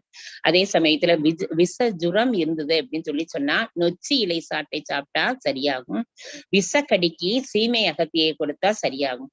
இப்ப பாம்பு கடிச்சிட்டு இந்த கிராம பகுதியில எல்லாம் பாம்பு கடிச்சுன்னா என்ன செய்வாங்க அப்படின்னு சொல்லி சொன்னா அந்த நல்ல பாம்பு கடித்த இடத்துல கோழியை பிடிச்சு அதனுடைய ஆசன வாயை பாம்பு கடித்த இடத்துல வச்சிருவாங்க. அப்படி வச்சோம் அப்படின்னு சொல்லி சொன்னா அந்த விஷத்தை பூரா அந்த கோழியானது உறிஞ்சி எடுத்துட்டு அந்த கோழி இறந்துரும், அந்த பாம்பு கடிச்ச மனுஷன் வந்து பழச்சிருவான் அப்படின்னு சொல்லி நம்புறாங்க. அதே மாதிரி நாய்க்கடிக்கு நம்ம ஏற்கனவே பார்த்தோம்ல எருக்க இலை, இந்த எருக்க இலையை இத சுட்டு சாம்பலாக்கி அதை எந்த இடத்துல நாய் கடிச்சதோ அந்த இடத்துல வச்சு 6 நாள் நம்ம போட்டுட்டே வந்தோம்னா நாய்க்கடி சரியாகும் அப்படின்னு சொல்லி சொல்றோம். இப்ப மூட்டு வலி, இந்த தேல் கடிக்கு என்ன செய்யணும் அப்படின்னு சொல்லி சொன்னா அந்த மூட்டுக்கு கீழே கயிற்றால கட்டும் போது அந்த தேல் கடி அந்த கொட்டிய இடத்துல வச்சு கட்டணும் அப்படின்னா சரியாகும். அதே சமயத்துல வெங்காயத்தையும் சின்ன சின்ன துண்டுகளாக வெட்டி அதை தேய்ச்சாலும் சரியாகும் அப்படின்னு சொல்லி சொல்றோம். நட்டுவாய்க்கால் கடிச்சா அப்படின்னு என்ன செய்யணும்னா தேங்காய் பாலை சாப்பிடணும்.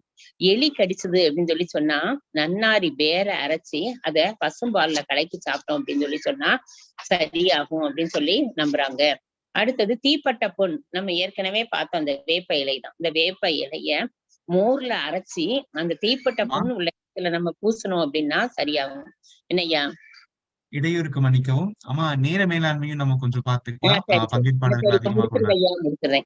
அப்புறம் பாத்தீங்கன்னா சரி, சேற்று புண்ணுக்கு இந்த மருதாணி இலை அரைச்சா சரியாகும்.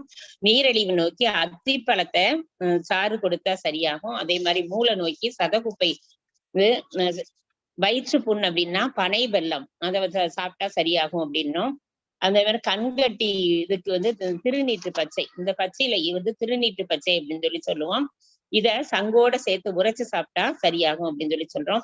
கபக்கட்டுக்கு கரிசலாங்கண்ணி சாப்பிட்டா சரியாகும் அப்படின்னு சொல்லி சொன்னோம். உடல் சூண்டுக்கு நம்ம ஏற்கனவே பார்த்தோம் இந்த பொன்னாங்கண்ணி கீரையை பூண்டுடன் இணைத்து சாப்பிட்டா சரியாகும் அப்படின்னு சொல்லி சொல்றோம். அதே மாதிரி வல்லாரை கீரை, இது வந்து நினைவாற்றலை அதிகப்படுத்தும். அதே சமயத்துல குடல் புண்ணுக்கு சரியாகும் அப்படின்னு சொல்லி சொல்றோம். பிறந்த குழந்தைக்கு காயம், கருப்பட்டி இதெல்லாம் கரைச்சு வெந்நீர்ல குடிச்சா நோய் சரியாகும் அப்படின்னு சொல்லி சொல்றோம். வாய் புண்ணுக்கு மணத்தக்காளி கீரையை பயன்படுத்தணும். நான் சில மூலிகைகள் கொண்டு வந்திருக்கேன். அது வந்து பிரண்டை செடி, இந்த சூன்மம், இதுதான் பிரண்டை செடி அப்படிங்கிறது. இது சூன்மத்துக்கு சரியாகும். அதே மாதிரி இது பாத்தீங்க அப்படின்னு சொன்னா இந்த செடி வந்து மூட்டு வலிக்கு சரியாகும். இது வந்து முடக்கத்தான் கீரை அப்படின்னு சொல்லி சொல்றோம். இது மூட்டு வலிக்கு சரியாகும். இன்னும் இந்த செம்பருத்தி பூ இதெல்லாம் நம்ம தேங்காய் எண்ணெயில சேர்த்து சாப்பிடும்போது நிறைய நோய்கள் வந்து குணமாகக்கூடிய வகையில இருக்கு. மார்பு சளிக்கு தூதுவளையை பயன்படுத்தலாம். பித்த மயக்கத்துக்கு வெட்டி வேரை அரைச்சு சாப்பிடலாம். படர்தாமரைக்கு சீமை அகத்தி கிளையை சாப்பிடலாம். கருந்தேமல் ஏற்பட்டது அப்படின்னா மருதாணி இலை, இந்த மருதாணி இலையே இருக்கு மருதாணி இலை, இந்த மருதாணி இலையை சோம்பு சேர்த்து அரைச்சி சாப்பிட்டா சரியாகும் அப்படின்னு சொல்லி சொல்றோம். இன்னும் நான் நிறைய ஒரு 10 பக்கத்துக்கு எழுதிட்டு வந்திருக்கேன், ஆனா சொல்றதுக்கு நேரம் இல்லை. அதுல மீன் வந்து நம்ம உடம்புக்கு ரொம்ப நல்லது. சுறா மீன் வந்து கண் ஒளியை உண்டாக்கும். அதே சமயத்துல பேச்சாலை இரத்த அழுத்தத்தை குறைக்கக்கூடிய வகையில் இருக்கு. செந்திரை மீன் வந்து வயிற்று உளைச்சலை போக்கக்கூடிய வகையில் இருக்கு. சங்கு புஷ்பம் நுரையீரல் நோய்களுக்கு சமமாக இருக்கு, பயன்படுத்தப்பட்டு வருது.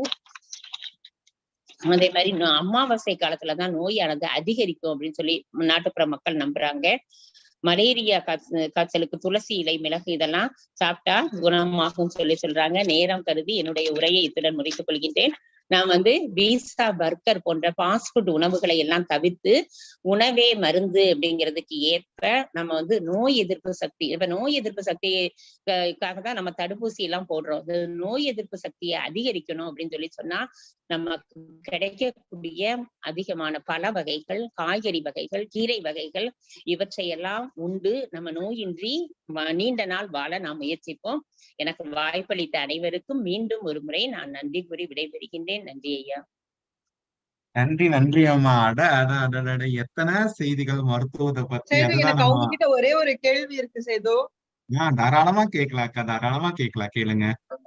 இவங்க இவ்வளவு தூரம் மருத்துவம் பத்தி பேசினாங்க, அவங்க குரல் இந்த அளவுக்கு வளமையா இருக்கிறதுக்கு என்ன சாப்பிடுறாங்கன்னு கேட்போம். கண்டிப்பா சாப்பிடுவோமா? சொல்லுங்க. என்ன மேடம்? நாங்களும் சாப்பிடுவோம். குரல் வளம் நல்லா இருக்கு, குரல் கட்டாம இருக்கு. சரி மேடம், எனக்கு இப்பதான் கல்லூரியில பணியாற்ற வாய்ப்பு கிடைச்சிருக்கு. நான் 15 வருஷமா டிஎன்பிஎஸ்சி எக்ஸாம் எழுதி கோர்ட்ல வேலை பார்த்தேன் மேடம். நான் MA MPhil university first rank gold medal வாங்கினேன். நான் படிச்ச ஸ்கூல்லயும் வேலை பார்த்தேன் மேடம். படிச்ச கல்லூரியில ரொம்ப லேட்டா 48 வயசுக்கு பிறகுதான் வேலை கிடைச்சிது. அது பிரச்சனை இல்ல, கத்து கொடுக்கறதுக்கு நம்ம இந்த வயசுல வேணாலும் போலாம் அப்படிங்கிறது இருக்கிறீங்க. உங்களுக்கு வாழ்த்துக்கள். ரொம்ப நன்றியா. வேற ஏதோ வாய்ப்பு இருந்தாலும் சொல்லுங்க. கண்டிப்பா நம்ம தமிழர் நிறுவனம் குழுவுல எடுத்திருக்க லிஸ்ட் படி பார்த்தா 10 பக்கம் இருக்குன்னு சொன்னாங்க இல்லையா? இந்த 10 பக்கத்துக்கு நம்ம 4 மணி நேரம் தனி நிகழ்ச்சி அவங்களுக்கு கொடுக்கணும். கண்டிப்பா சுந்தர தமிழர் நினைவோம் மற்றும் சேது சொல்லுங்க. அப்படி ஏதாவது வாய்ப்பு இருந்தா சொல்லுங்க ஐயா, நான் சேர்ந்தேன். நான் தூத்துக்குடி ஏபிசி மகாலட்சுமி மகளிர் கல்லூரியில பணியாற்றுறேன். அருமைங்கம்மா, நல்ல தெரியாத விஷயத்தை நிறைய தெரிஞ்சுக்கிட்டோம்மா. நன்றி. அம்மாவை தொடர்ந்து ஒரு அழகான ஒரு குழந்தை வி.கே. தன்சிகா அவர்கள் நாட்டுப்புற மருத்துவத்தை பத்தி பேச வருகிறார். பேசுறேன். ஹலோ, வணக்கம் ஐயா. வணக்கம்மா, சொல்லுங்க. அனைவருக்கும் உற்சாகமான காலை வணக்கம். என் பெயர் வி.கே. தனிஷ்கா. நான் ராமநாதன் செட்டியார் உயர்நிலை பள்ளியில் 10ஆம் வகுப்பு பயில்கிறேன். நான் இப்பொழுது கூற வருவது கருவேப்பிலையை வைத்து என்ன சளி மற்றும் வயிற்றுப்புண் தீர்ப்பதற்கான எளிய முறை வைத்திய முறையை கூற வருகிறேன். கருவேப்பிலையை வறுத்து அரைத்து பொடியாக்கி தேனில் கலந்து குடித்தால் சளி மற்றும் வயிற்றுப்புண் குணமாகும். வெண்டைக்காயை வீடியோ ஆன் பண்ண வரல.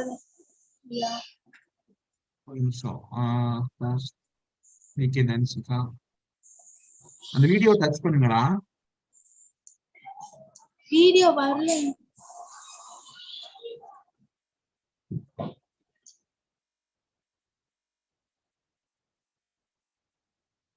இந்த கேமரா அந்த ஸ்டாப் வீடியோ அப்படி அந்த ஸ்டார்ட் வீடியோ அப்படின்னு மேக்கி பக்கத்தால பாருங்க.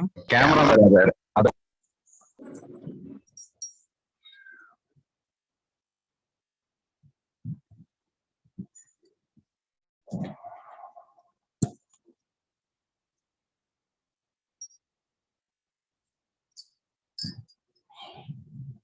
சரிடா, நம்மளுக்கு நேரம் போகுது, நீங்க பேசுங்க அப்படின்ற. சரி, ஹோஸ்ட் கிட்ட சொன்னா ஆன் பண்ணுவாங்கன்னு நினைக்கிறேன். ஐயா, கொஞ்சம் தன்சிகாவோட வீடியோ மட்டும் கொஞ்சம் ஆன் பண்ணி விடுறீங்களா நிறுவனர் ஐயா?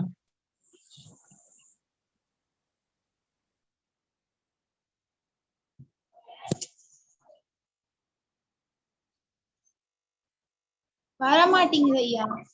சரி, நீங்க பேசுங்க. வெண்டைக்காயை வைத்து நான் கூறப்போகும் மருத்துவ முறை.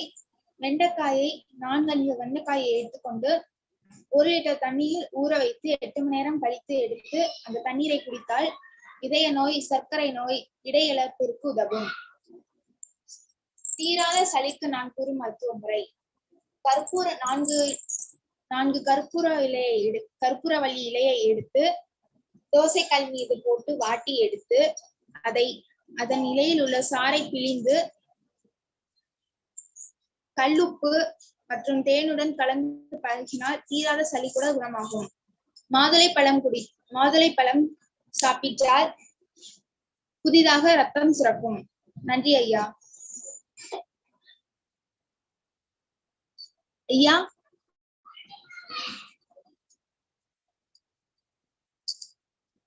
கணம் முடிச்சிட்டீங்களாடா? முடித்து விட்டேன் ஐயா. சரிடா, சரி. இருந்தாலும் வீடியோ ஆன் பண்ணி இருக்கலாம். ஏன்னா நம்ம உங்களுடைய நிகழ்வு நீங்களும் எப்படி பார்க்கணும் அப்படிங்கிறது இருக்கும் இல்லையா? இப்போ வீடியோ ஆன் பண்றது மூலியமா இன்னொரு சிறப்பு என்னன்னா, உங்களுக்கு உண்டான அந்த தவறுகள் உங்களுக்கு தெரியும் தானே, சின்ன சின்ன தவறுகளை எல்லாமே திருத்திக் கொள்ளலாம். அந்த முகபாவனை எப்படி இருக்குன்னு பார்த்துக்கலாம். அதுக்காகவாறு வீடியோ ஆன் பண்ணணும். சரியா? சரி, ஓகே. இப்பொழுது அந்த வெண்டைக்காயோடைய நன்மைகளை சொல்லியிருக்கீங்க. நாட்டுப்புற மருத்துவத்துல அழகா சொன்னீங்கம்மா. இருந்தாலும் இன்னும் கொஞ்சம் இந்த மாதிரி காலத்துக்கு வரும்போது இன்னும் பயிற்சி எடுத்து, ஏன்னா இது உலக சாதனை களம், அதுவும் இல்லாமல் ஒரு 50க்கும் மேற்பட்ட நாடுகளை சேர்ந்த தமிழர்களோடு இணைக்கப்பட்டிருக்கும் ஒரு மிகப்பெரிய ஒரு களம். அதனால இந்த காலத்துக்கு வரும்போது இன்னும் ஒரு பயிற்சி தேவை. சரியா? சரிங்க ஐயா. நன்றி ஐயா. சரிடா, ஓகே.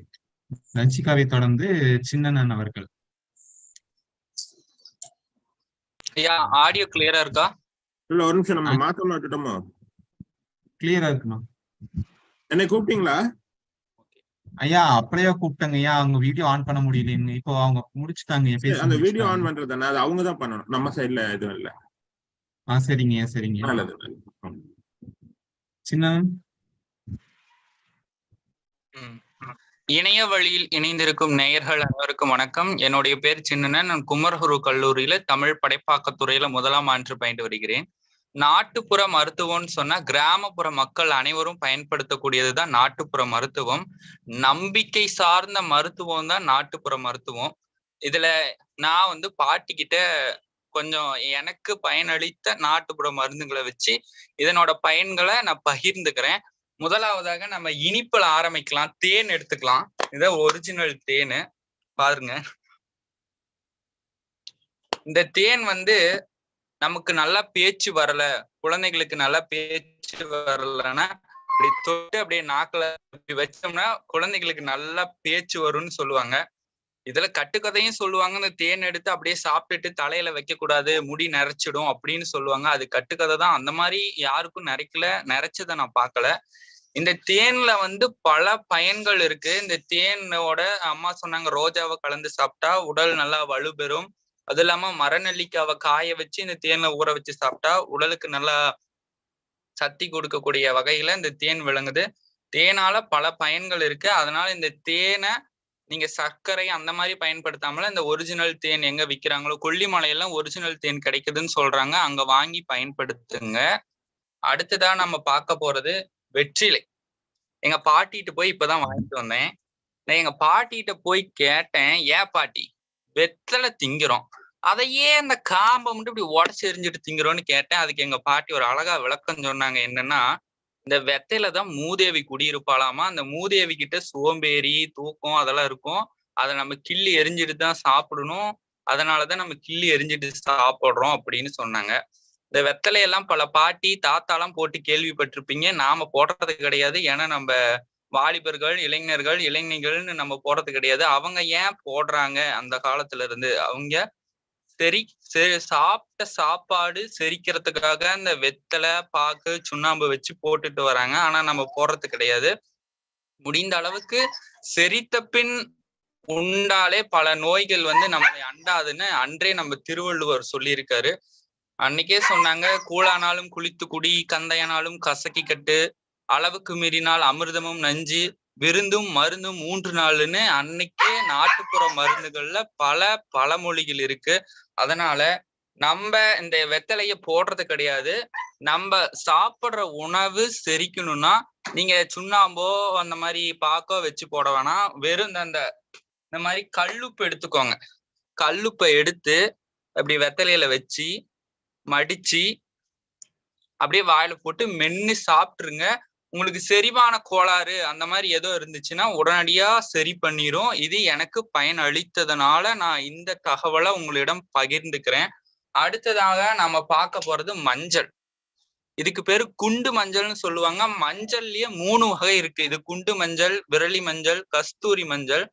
குண்டு மஞ்சள்ங்கிறது நம்ம சாப்பாட்டுக்கு பயன்படுத்துறது. நம்ம குழம்புகள்லாம் மஞ்சப்பொடி போட்டு குழம்பு வைப்போம். புற்றுநோய்க்கு இது மருந்தாகும். இது வந்து ஒரு நுண்ணுயிர் கிருமி நாசினின்னு சொல்லலாம். நம்ம குழம்புல போட்டோம்னா இந்த குழம்பு கெடாமல் இருக்கிறதுக்கும் குழம்புல வர நுண்ணுயிர்களை அழிக்கிறதுக்கும் இந்த மஞ்சள் பயன்படுது. அடுத்து கஸ்தூரி மஞ்சள் வந்து பெண்களுக்கு வந்து அழகு சேர்க்கறதுக்காக பயன்படுத்துறாங்க. கஸ்தூரி மஞ்சள் தன்னிடம் இல்லாததால் அதை பற்றி நான் கூறுகிறேன். கஸ்தூரி மஞ்சளை வந்து பெண்கள் வந்து நல்லா முகத்துக்கு தேய்ச்சி குளிச்சாங்களா முகம் அழகு பெறுன்னு சொல்றாங்க. விரலி மஞ்சள் வந்து குழம்புக்கு போடலாம். அடுத்து இந்த சிக்கன் சமைக்கும் போது மஞ்சளை மேல தூவி வச்சு கொஞ்ச நேரம் சிக்கனோ மட்டனோ அடுத்து மீன் சமைக்கும் போது மஞ்சளை தூவி வச்சு போடுறாங்க. ஏன்னா சிக்கன் மட்டன் இறைச்சிகள்ல என்சைம் அப்படிங்கிறது இருக்கும். அதை கெடாம தடுக்கிறதுக்கு தான் இந்த மஞ்சளை பயன்படுத்துறாங்களாமா. அடுத்து நம்ம பார்க்க போறது வெந்தயம். வெந்தயத்துல பல பயன் இருக்கு. இந்த வெந்தயம் எனக்கு எப்படி பயன் அளிச்சுச்சுன்னா, எனக்கு உடல் சூடு அதிகம்.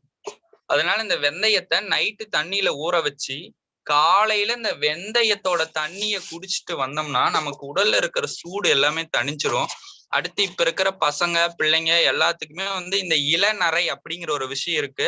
அது வராம தடுக்கணும் அப்படின்னா இந்த வெந்தயத்தை ஊற வச்சு நல்லா மிக்சி ஜார்ல நல்லா அரைச்சி நம்ம தலையில தேய்த்து ஒரு 1/2 மணி நேரம் கழித்து குளித்து வந்தோம்னா நமக்கு ஏற்படுகிற தலைமுடி பிரச்சனை, இந்த இளநரை இதெல்லாம் நீங்கும். அடுத்து நம்ம பார்க்க போற நாட்டு மருந்து என்னன்னா இந்த இஞ்சி. இஞ்சினால பல பயன்கள் இருக்கு. நம்ம சாப்பாட்டுக்கு பயன்படுத்துறது இந்த இஞ்சி தான். இஞ்சி வந்து ஜீரண சக்தி அதிகரிக்கும். நம்ம சாப்பிட்ட சாப்பாட்டை செரிக்கும். அதனால இந்த இஞ்சி பயன்படுது. அடுத்து இந்த இஞ்சினால எங்க பாட்டி எனக்கு ஒண்ணு செஞ்சு கொடுத்தாங்க. ஒற்றை தலைவலி எல்லாருக்கும் இருக்கும். நம்ம நிறைய வேலை பார்க்குறோம், நிறைய ஆபீஸ்ல வேலை பார்க்குறோம், காலேஜுக்கு போறோம், பல இடங்கள்ல பயணிக்கிறதுனால ஒற்றை தலைவலி வந்துச்சுன்னா இந்த இஞ்ச நல்லா நெகுன்னு அரைச்சி தலையில பத்து போட்டோம்னா ஒற்றை தலைவலி அப்படியே பறந்து போயிடும். அடுத்து நம்ம பார்க்க போறது மருதாணி. இந்த மருதாணி இலை. இந்த இலையை அந்த காலத்துல எல்லாம் எதுக்கு பயன்படுத்தினாங்க? தலைக்கு அரைச்சு போடுறதுக்கும் கை கால்ல எல்லாம் வச்சு பயன்படுத்தினாங்க. இப்ப நம்ம மருதாணி வைக்கிறது கிடையாது. ரசாயன சாயனமான அந்த நெகப்பாலிஸ் அதெல்லாம் பூசிக்கிறோம். அப்படி பூசாம இந்த மருதாணி அரைச்சி நீங்க கையில போட்டு ஒரு நைட்டு வீரா காய விட்டு காலையில எடுத்து பார்த்தா அப்படியே கையே அழகா இருக்கும். அப்படி இருக்கும். பெண்களுக்கும் வைக்கலாம், ஆண்களும் வைக்கலாம். இதுக்கு எந்த பாகுபாடும் கிடையாது. இப்படி வச்சுட்டு வந்தோம்னா நம்மளோட உடல்ல இருக்கிற பித்தம் தணிக்கும். அடுத்து நம்ம பார்க்க போறது மிளகு. இது வந்து மிளகு சொல்லுவாங்க. மிளகு சிறுசா இருந்தாலும் காரம் பெருசா இருக்குன்னு சொல்லுவாங்களே. மிளகு வந்து சளி இருமல் எல்லாத்துக்குமே பயன்படுது. அடுத்து எங்க வீட்லயே நாங்க வளர்க்கிற இதுக்கு பேர் வந்து ஆமணுக்கு விதைன்னு சொல்லுவாங்க.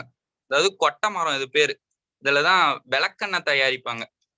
இந்த கொட்டை மரம் இருக்குது இல்லையா, இந்த இதை இப்படி உடைச்சி நம்ம மிஷின்ல அரைச்சு கொடுத்தோம்னா எண்ணெயா வந்துடும். இந்த ஆமணுக்கு விதை இதுலதான் விளக்கெண்ணெய் தயாரிக்கிறாங்க. இந்த விளக்கெண்ணெயை ஊத்திட்டு கண்ணுல பாக்குறான்னு சொல்லுவாங்களே, விளக்கெண்ணெயை நம்ம கண்ணுல ஊத்திக்கிட்டோம்னா கண் வந்து கொஞ்சம் நல்லா தெரியும்னு சொல்றாங்க. அடுத்து நம்ம இட்லி தோசை சுடுறதுக்கு மாவு அரைக்கிறோம். அதுல இந்த ஆமணுக்கு விதையும் சேர்த்து அரைச்சோம்னா நம்மளுடைய உடல்ல இருக்கிற நச்சுக்கள் எல்லாம் போய் உடல் சூடு தணிக்கும்னு சொல்றாங்க.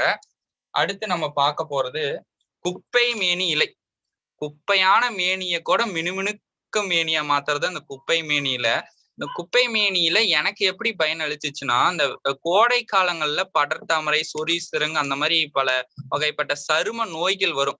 அதுக்கு இந்த குப்பை மேனி இலையை அரைச்சி நம்ம எந்த இடத்துல சரும நோய் ஏற்பட்டு இருக்கிறதோ அந்த இடத்துல நம்ம போட்டோம்னா அப்படியே குணமாயிரும். இந்த குப்பை மேனி இலை வந்து எனக்கு மிக மிக மிக மிக பயன் அளித்தது. உங்களுக்கு ஏதேனும் சரும நோய் இருந்தால் உடனே நம்ம நவீன மருத்துவத்துக்கு செல்லாம இந்த மாதிரி சித்த மருத்துவத்தை நீங்க பயன்படுத்துங்க. எனக்கு எந்த வியாதி வந்தாலும் உடனே நான் ஹாஸ்பிட்டலுக்கு போக மாட்டேன். வீட்டுல என்ன அந்த பொருளை நம்மளால குணப்படுத்த முடியுதான்னு பார்த்துட்டு தான் அதுக்கப்புறம் தான் நான் இந்த மருத்துவத்துக்கே போவேன். அடுத்து நம்ம பார்க்க போறது பப்பாளி இலை. பப்பாளி இலை வந்து நம்ம இந்த கொரோனா காலகட்டத்திலாம் இதை வச்சு கஷாயம் வச்சு குடிச்சோம்னா நம்மளுடைய நோய் எதிர்ப்பு சக்திங்கிறது பலம் கூடும் அப்படின்னு சொல்றாங்க.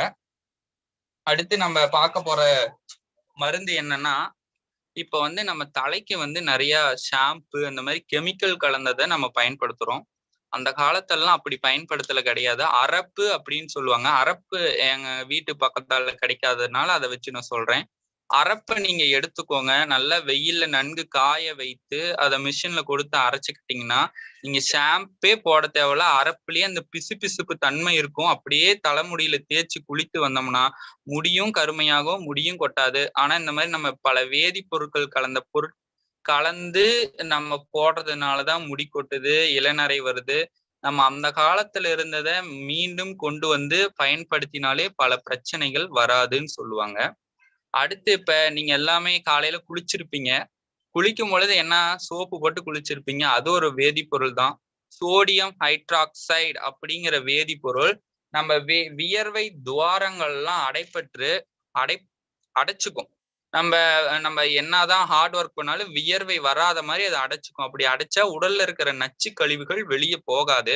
அதுக்காக எனக்கு வந்து அம்மம் போட்டிருந்துச்சு. அம்மம் போட்டிருந்தா என்ன பண்ணுவாங்க, வேப்பிலையும் மஞ்சளையும் அரைச்சி பத்து போட்டுட்டு அம்மம் போட்ட பிறகு இந்த தழும்புகள்லாம் போகணும் அப்படின்னு சொல்லும் போது எங்க பாட்டி சொன்னாங்க, நல்லா ஒரு 1/2 கிலோ பச்சை பயிர், கடலை பருப்பு, ரோஜா இதழ காய வச்சுக்கணும், ஆவாரம் பூ அதுவும் காய வச்சு எடுத்துக்கிறோம், வாசத்துக்காக வெட்டி வேரும், அதுல பூச்சிகள் வராம இருக்கிறதுக்காக வசமும் சேர்த்து அரைச்சிட்டோம்னா இந்த மாதிரி பவுடரா வந்துடும். எங்க வீட்டுல எல்லாமே நாங்க இதைதான் பயன்படுத்துறோம். நான் சும்மா சொல்லல, இது பயன்படுத்துறதுனாலதான் சொல்றேன். இதுதான் இந்த பவுடரு. இந்த மாதிரி பவுடரை எடுத்துக்கிட்டு நமக்கு தினமும் ஒரு 2 டீஸ்பூன் எடுத்து தண்ணீரிலேயோ இல்ல தயிரிலேயோ கலந்து நம்ம மேனி முழுக்க தேய்த்து குளிச்சு வந்தாலே நம்ம சருமத்துல இருக்கிற எந்த பிரச்சனையா இருந்தாலும் போயிடும். நான் சோப்பு பயன்படுத்துறது கிடையாது, ஷாம்பு பயன்படுத்துறது கிடையாது. இந்த மாதிரி எங்க பாட்டி சொன்ன இந்த பவுடர்ஸ் தான் நான் பயன்படுத்துறேன். ஏன்னா எனக்கு தெரிஞ்சவங்ககிட்டையும் நான் இதை பத்தி சொல்லுவேன். இதெல்லாம் அழிஞ்சு போயிடக்கூடாது, இந்த மாதிரி மருந்துகள்லாம் இருக்குது அப்படிங்கிறத நம்ம சொல்லணும். அடுத்து வாரம் ஒரு முறை புற்றுமண் இல்லைன்னா செம்மண்ணுன்னு சொல்லுவாங்க. இதுக்காகவே நான் போய் எடுத்துட்டு வந்தேன். புற்றுக்கிட்டு இருந்து செம்மண்ணுன்னு சொல்லுவாங்க. இதை அப்படியே நம்ம தண்ணியில குழைச்சு உச்சி முதல் பாதம் வரை தலைக்கு போட வேணாம், இங்க நெத்தியில இருந்து அப்படியே பூரம் குளித்து வெயில்ல ஒரு 1/2 மணி நேரம் இருந்து குளிச்சு வந்தோம்னா உடம்புல இருக்கிற சூடு எல்லாம் தனியும். இந்த மாதிரி புற்றுமண் குழியிலும் குளிக்கலாம். எனக்கு ஒரு தடவை அக்கி எந்திரிச்சிருந்துச்சு. இந்த மண்ணை போட்டு அந்த அக்கின்னு சொல்லுவாங்க, அது சிலந்தி மாதிரியே நல்லா பெருசா இருக்கும்.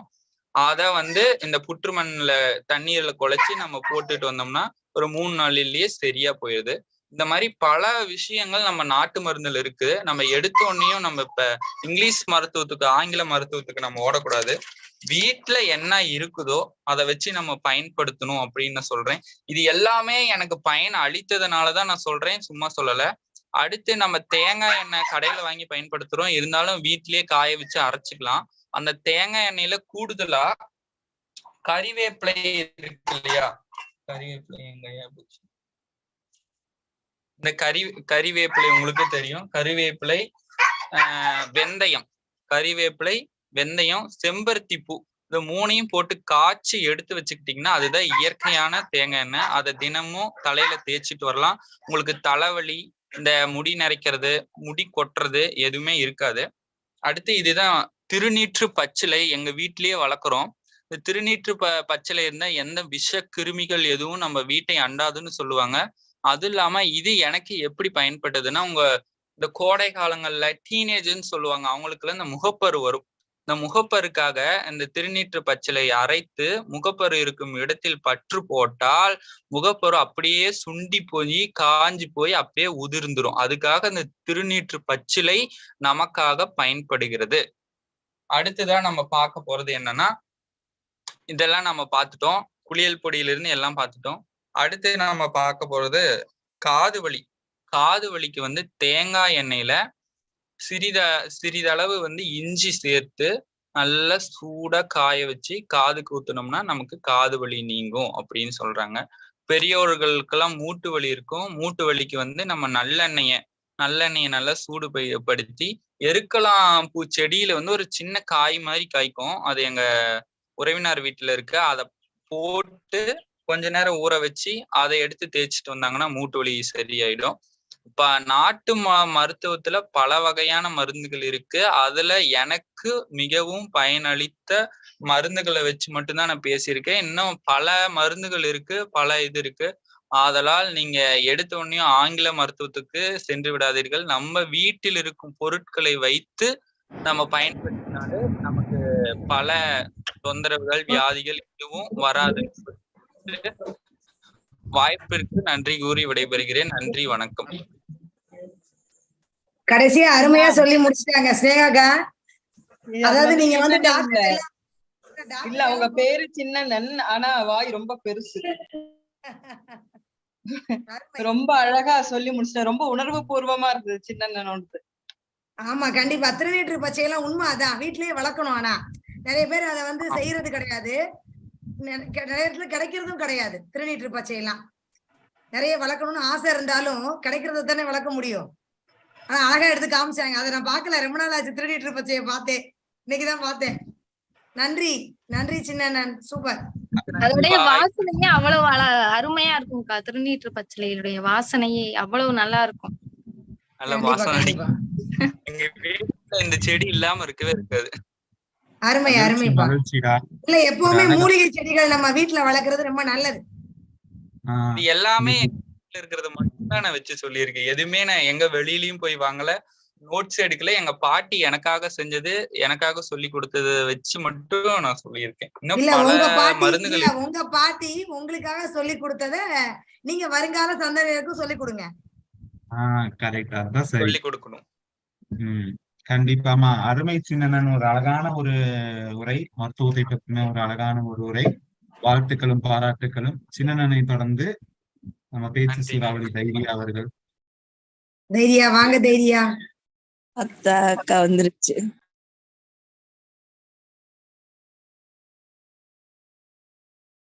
தைரியா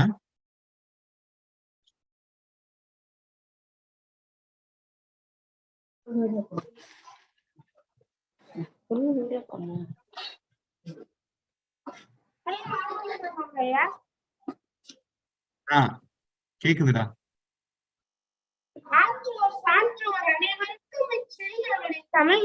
தமிழ் வணக்கம். என் குரு சேது மாதவன் ஐயாவிற்கு பாதம் பணிந்த மறு வணக்கம். முத்தான முத்தமிழே, மூத்த குடி முத்தமிழே, மூவேந்தர் வளர்த்த முத்தமிழே, முச்சங்கம் வளர்த்த முத்தமிழே, மூதுரை வழங்கிய முத்தமிழே, இளங்கோவடிகள் பாடிய காப்பிய தமிழே, கம்பர் பாடிய காவிய தமிழே, பாரதி பாடிய கவித்தமிழே, பாவேந்தர் பாடிய பைந்தமிழே, பிள்ளை தமிழே, கன்னி தமிழே, என்றும் என் அன்னை தமிழே, என் நாவில் நர்த்தனம் புரிந்திட ஓடோடிவா என்று என் தமிழ் அன்னையை துணைக்கு அழைத்து என் உரையை தொடங்குகின்றேன். மருந்தென வேண்டாம் யாக்கைக்கு அருந்தியது அற்றது போற்றி நுனி என்பது வள்ளுவர் வாக்கு. அதாவது, நாம் உண்ட உணவு உடலில் நன்கு செரித்த பின்பே நாம் உண்ணுதல் வேண்டும் என்பது இவ்வையகத்திற்கு வள்ளுவர் தந்த அறிவுரையாகும். நம் தமிழ் முன்னோர்கள் உடற்கூறு பற்றிய அறிவியலிலும் மருத்துவம் பற்றிய புரிதலிலும் சிறந்து விளங்கினார்கள். ஆனால் இன்று நாகரீகத்தின் மோகம் மற்றும் விஞ்ஞான வளர்ச்சி நம் நாட்டு மருத்துவத்தை மறக்கச் செய்து விட்டது. உணவே மருந்து, மருந்தே உணவு என்ற தமிழரின் உணவு தத்துவம் மாறி போய்விட்டது.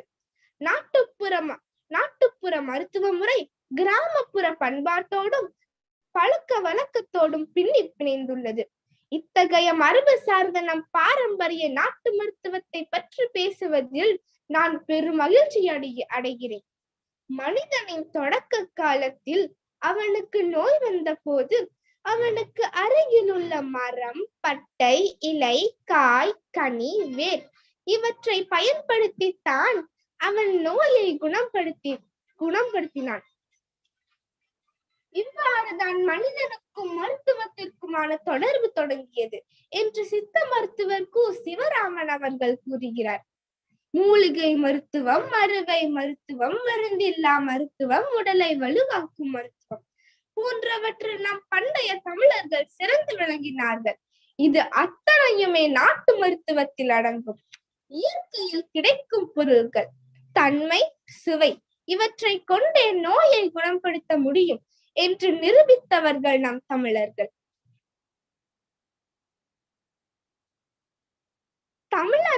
தமிழர் மருத்துவம் பண்பாட்டு கூறாக மாறும்போது நாட்டு வைத்தியமாகவும் பாட்டி வைத்தியமாகவும் மரபு சார்ந்த சித்த வைத்தியமாகவும் கை வைத்தியமாகவும் மூலிகை வைத்தியமாகவும் உணவு சார்ந்த வைத்தியமாகவும் பண்பாடு சார்ந்த வைத்தியமாகவும் வளர்ந்திருக்கிறது என்பதுதான் உண்மை. தமிழர்களின் அடுப்பங்கரையில் சமையலுக்கு பயன்படுத்தக்கூடிய அத்தனை பொருட்களுமே நாட்டு வைத்தியத்திலும் பாட்டி வைத்தியத்திலும் பயன்படுத்தப்படுகிறது. வேர், இலை இவற்றால் குணமடையாத நோய்களுக்கும் சில நாட்பட்ட நோய்களுக்கும் உலோகம் மற்றும் பாசானங்களை சேர்த்து கொடுத்து நலம் பெற செய்தார்கள் நம் முன்னோர்கள். பழங்குடி மக்களிடையே நாட்டுப்புற மருத்துவம் பெருமளவில் பயன்படுத்தப்படுகிறது. சுக்கு, மிளகு, இஞ்சி, மஞ்சள் போன்றவை வீட்டு பழக்கத்திற்கான பொருட்களாக இருந்தாலும் இவை நோய் தீர்க்கும் பொருளாக உதவியதால் இது வீட்டு வைத்தியம் என்று சொல்லப்படுகிறது. இதுவும் நாட்டுப்புற மருத்துவமே. ஒரு தலைமுறை அடுத்த தலைமுறைக்கு எடுத்துச் சொன்ன தொழில்முறையான மருத்துவ முறை பரம்பரை வைத்திய முறை அல்லது பாரம்பரிய வைத்தியம் என்று சொல்லப்பட்டது. இதுவும் நாட்டுப்புற மருத்துவம் தான். தனக்கு வந்த நோயை தானே போக்கிக் கொள்வதற்கு கை வைத்தியம் என்றார்கள். இதுவும் நாட்டுப்புற மருத்துவம் தான். தாவரத்தின் இலையை கசக்கினால் நல்ல மனத்துடன் வரும் சாற்றை தலைவலி, இருமல், இரத்தக்கட்டு, சுளுக்கு போன்றவற்றிற்கு நோய் தீர்க்கும் மருந்தாக உதவியதால் இது பச்சிலை வைத்தியம் அல்லது மூலிகை வைத்தியம் என்றார்கள். இதுவும் நாட்டுப்புற மருத்துவமே. அம்மை நோய்க்கு வேப்பிலை மீது படுக்க செய்வதும், காது வலிக்கு சுரைக்காய் இலை சாற்றை கசக்கி காதில் விடுவதும், முதுகு வலிக்கு புளியந்தலையை அரைத்து பூசுவதும் நாட்டு மருத்துவத்தில் ஒன்றாகும். கீரை வகைகளும் நாட்டு மருத்துவத்தில் பயன்படுத்தப்படுகிறது. நோயை குணமாக்கும் மருந்து மற்றும் மருத்துவ முறைகளை வெளியில் சொல்லாமல் செய்யும் மருத்துவம் ரகசிய மருத்துவம் என்பார்கள். இதுவும் நாட்டுப்புற மருத்துவமே. தன் குழந்தைக்கு உணவு ஒத்துக்கொள்ளாத போது தாயே தன் பட்டறிவால் ஒவ்வாமையை சரி செய்வதால் இந்த நாட்டு மருத்துவத்தில் தாயே முதலிடம் பெறுகிறாள்.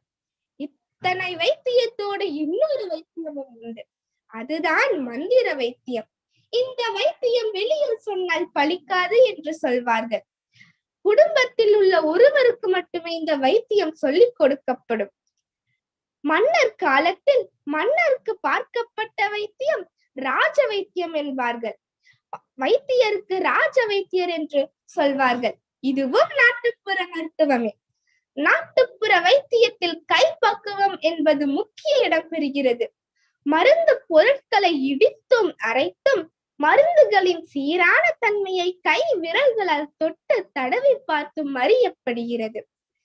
மருந்தின் அளவை ஒரு கைப்பிடி அல்லது ஒரு சிட்டிகை என்று சொல்லும் போக்கு நாட்டு மருத்துவத்தில் நடைமுறைகளில் உள்ள வழக்கம். இன்றைய காலகட்டத்தில் ஆங்கில மருத்துவம் அளவு கடந்து இருந்தாலும் கொரோனா காலகட்டத்தில் அதிகப்படியான மக்களை காப்பாற்றியது நம் நாட்டுப்புற மருத்துவமே என்று சொன்னால் அது மிகையாகாது. நிலவேம்பு கசாயத்தையும் துளசி, மிளகு, சீரகம், எலுமிச்சை, பட்டை, கிராம்பு, கல்லுப்பு 2 சிட்டிகை, ஆடாதொட இலை, வெற்றிலை, இஞ்சி, மஞ்சள் இவை அனைத்தும் சேர்த்து கொதிக்க வைத்த கசாயத்தையும் நாம் மறந்துவிட முடியாது. ஆற்று நீர் வாதம் போக்கும், அருவி நீர் பித்தம் போக்கும், சோற்று நீர் 2ஐயும் போக்கும். எனவே தினமும் காலையில் எழுந்தவுடன் சோற்று நீரை சிறிய வெங்காயத்துடன் அருந்தி ஆரோக்கியமாய் இருப்போம் என்று கூறி இதுவும் நாட்டுப்புற மருத்துவமே என்று கூறி வாய்ப்புக்கு நன்றி கூறி விடைபெறுகிறேன். நன்றி, வணக்கம். ஐரியா, அருமையா இருந்துச்சுடாமா உரை எனக்கு. ஆனா நீங்க சொன்ன மாதிரி கொரோனா காலகட்டத்துல நம்ம பாட்டி வைத்தியம் இல்லைன்னா யாரும் தப்பிச்சிருக்க முடியாது. நம்ம வந்து டாக்டர்ஸ் எல்லாம் நம்ம போறதை விட வீட்டுல பாட்டி வைத்தியம் எளிமையான முறையில இடிச்சு அரைச்சு எல்லாம் பண்ண யாரும் இந்த காலகட்டத்துல தயாரா இல்ல. நம்ம வந்து ஸ்விக்கிலையும் சொமேட்டோலையும் ஆர்டர் போட்டு சாப்பிட்டுட்டு இருக்காங்க இந்த காலத்துல. நம்மளுடைய அம்மிலையும் ஆட்டுக்கல் உரல்ல அரைக்கிற ஒரு இது வந்து வரவே வராது. நீங்க சொன்ன விதம் எனக்கு ரொம்ப பிடிச்சிருந்தது. நீங்க சொன்னது ரொம்ப உண்மை. அந்த நிலவேம்பு கஷாயம் நாங்கெல்லாம் வந்து பாருங்க, அந்த நிலவேம்பு கஷாயம் யாரும் குடிக்கிறது இல்லை. ஏன்னா எல்லாம் கொரோனா போயிருச்சு, அதனால நாங்க குடிக்கல அப்படிங்கிறாங்க. இல்ல, நம்ம எப்பவுமே வந்து வீட்டுல பாட்டி வைத்தியத்தை பின்பற்றணும், ஆரோக்கியமா இருக்கணும். நீங்க சொன்ன மாதிரி சோத்து நீர் எல்லாம் சாப்பிடணும். ஆனா நீங்க சொன்ன வேலையெல்லாம் நான் செஞ்சுட்டு இருக்கேன். சிறப்பு, அருமையா பேசுனீங்க, வாழ்த்துக்கள்டா. அதெல்லாம் ஸ்விக்கி சொமேட்டோல ஆர்டர் பண்ணி கொண்டு வர சொல்றீங்க? அதெல்லாம் வராதுக்கா, சோத்து நீர் எல்லாம் சுகி எல்லாம் தரமாட்டாங்க உனக்கு. நேகாக்கா வீட்டுல என்ன பண்ணணும், அந்த சோத்து நீர்லயுமே நம்ம எலுமிச்சம்பழ ஊறுகாய் போட்டு சாப்பிட்டீங்கன்னா அது ஒரு டேஸ்டா இருக்கும்க்கா. நீ சாப்பிட்டு பாரு. அருமை தைரியா, அருமை அருமைடா. ஒவ்வொரு வைத்தியத்துக்கும் பெயர் வைத்து அதனை அந்த மருத்துவத்தை கூட பேச்சுல கொண்டு வந்துட்டா பாரு தைரியா. அதுதாக்கா சிறப்பு. அதான் நானே சொல்லிட்டேனே, பேச்சு சூறாவளின்னு ஆரம்பத்திலேயே நான் சொல்லிட்டேனே. அப்புறம் எப்படி ஒவ்வொரு மருத்துவத்துக்கும் ஒவ்வொரு பேர் வச்சு அதை விளக்கமா ராஜ வைத்தியம் சொன்னா பாத்தியா? அதைத்தான் நான் சொல்றேன். அந்த வைத்தியங்கள் பேர் எல்லாமே எவ்வளவு அழகா சொன்னா அப்படி பாத்தீங்களா? உண்மையா நம்ம தைரியாக்கு வந்து அந்த தனித்திறன் கொண்ட குழந்தைன்னு நான் எல்லா காலத்திலயும் சொல்லிட்டு வர்றதுதான். அது போல எந்த வாய்ப்பு கிடைச்சாலும் சரி அதை பயன்படுத்தி மேல வர்றதுக்கு ஒரு ரொம்ப ஒரு இல்ல, ரொம்ப தைரியமா இருக்கிறதுனாலதான் பேரு தைரியான்னு நினைக்கிறேன். அதான் ரொம்ப ஒரு நல்ல உரை தைரியா. வாழ்த்துக்களும் பாராட்டுகளும். உங்களுடைய கடுமையான முயற்சிக்கு நிச்சயம் ஒரு நாள் நல்ல ஒரு பேச்சாளராக எல்லாத்தையும் சொல்லுங்க தைரியா. இந்த நிகழ்ச்சியில நீங்க பேசுற விஷயங்களை எல்லாம் உங்க ஃப்ரெண்ட்ஸ்ட எல்லாத்தையும் நீங்க பதிவுங்க. இந்த விஷயத்த சொல்லுங்க, இது நல்லது நமக்கு.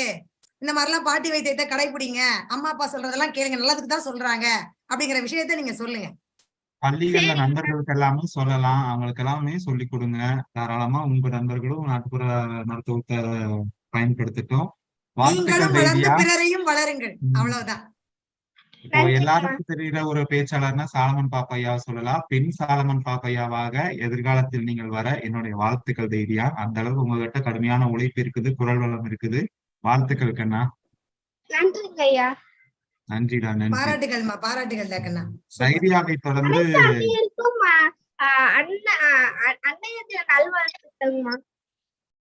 நன்றிடா. சரி, ஓகே. இப்போ சரி, தைரியாவை தொடர்ந்து சாமுவேல் அவர்கள். வாங்க சாமுவேல்.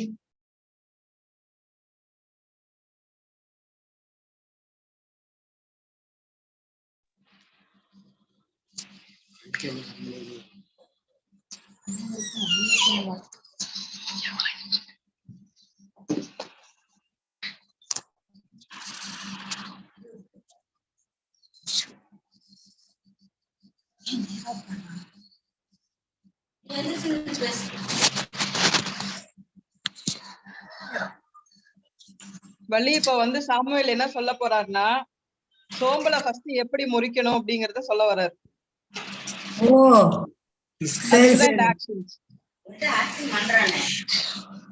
டான்ஸா சாமுவேல்? டான்ஸா நாட்டு மருத்துவமா சாமுவேல்? சொல்லுங்க சொல்லுங்க சொல்லுங்க. உங்க பேச்ச கேட்கதான் நாங்க ஆர்வமா இருக்கோம், நீங்க வாயை திறக்கலையே. சொல்லுங்க.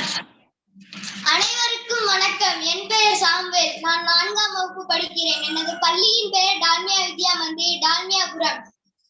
கல் தோன்றி மண் தோன்றா காலத்தை முன் தோன்றிய மூத்தமொழி தமிழுக்கும் வீரம் நிறைந்த தமிழ் மண்ணுக்கும் என் முதற்கண் வணக்கத்தை தெரிவித்துக் கொள்கிறேன். நாட்டுப்புற மருத்துவம் தன்னிகர் இல்லாத தமிழ் மருத்துவம் நாட்டுப்புற மருத்துவமாகும். இது நாட்டுப்புற மக்களின்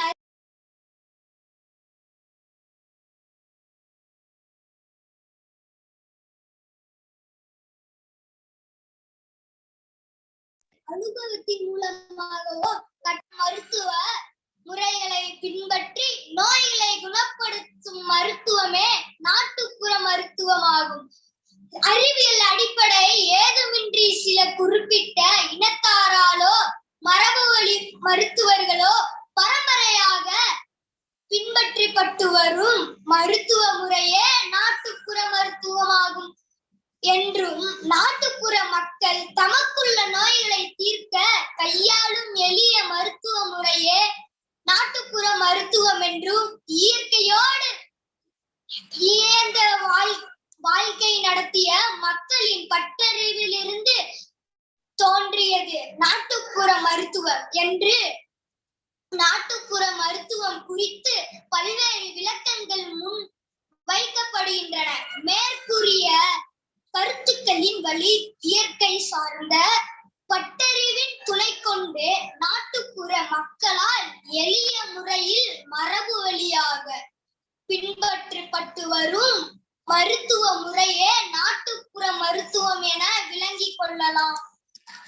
நாட்டுப்புற மருத்துவம் மிக தொன்மையானதாகும். மனித இனம் தோன்றியது அன்றே இம்மருத்துவமும் தோன்றிவிட்டது. தாயின் கருப்பையில் உருவான நாள் தொட்டு பிறப்பு தொடங்கி இறப்பு வரை மனித வாழ்க்கையோடு இணைந்த ஒன்றாக இந்நாட்டுப்புற மருத்துவம் விளங்கி வருகிறது. மிக பழமையான இம்மருத்துவம் முறையை இன்றளவும் தொடர்ந்து மக்கள் பின்பற்றி வருவது நாட்டுப்புற மருத்துவத்திற்கு கிடைத்த வெற்றி என கூறலாம். செவி வழியாக பரப்பியும் ஓலை சுவடிகள், ஏட்டு இலக்கியங்கள், வாய்மொழி வழக்காறுகள் போன்றவற்றில் பதிவு செய்து செயல்முறைப்படுத்தப்பட்டும் நாட்டுப்புற மருத்துவம் இன்று வரை தொடர்ந்து வருகிறது. நாட்டுப்புற மருத்துவம் பற்றி குறிப்புகளை நாட்டுப்புற மக்கள் எவ்வற்றளவும் தங்களுடைய வாய்மொழி இலக்கியங்களான பாடல்கள், பழமொழிகள் மற்றும் நம்பிக்கைகளில் பதிவு செய்து பாதுகாத்து வந்துள்ளனர் என்பதை தெரிந்து கொள்ளலாம். நல்லது. சில சான்றுகளை பார்ப்போமா? மருத்துவ பழமொழி: 10 மிளகு இருந்தால் பகைவன் வீட்டில் உண்ணலாம். சனிதோறும் நீராடு. ஆற்று நீர் வாதம் போக்கும். அருவி நீர் பித்தம் போக்கும். சோற்று நீர் இரண்டும் போக்கும். ஆளும் வேலும் பல்லுக்கு உறுதி. நோயை கட்ட வாயை கட்டு. அடுத்து நாட்டுப்புற பாடலில் மருத்துவம் ஒரு தாயின் தாலாட்டு குழந்தைக்கு மருத்துவம் கூறுகிறது. வயிற்றெரிச்சல் மிஞ்சு போய் கண்ணே உனக்கு வயிற்று வலி வந்துச்சா? வயிற்று வலியும் வெற்றலையும் உப்பும் வச்சு வயிற்று வலி வெறும் வயிற்றில் தின்னிடம்மா என்று பாடல் வயிறு வலி மருந்து சொல்கிறது. இதுதான் தூதுவளை.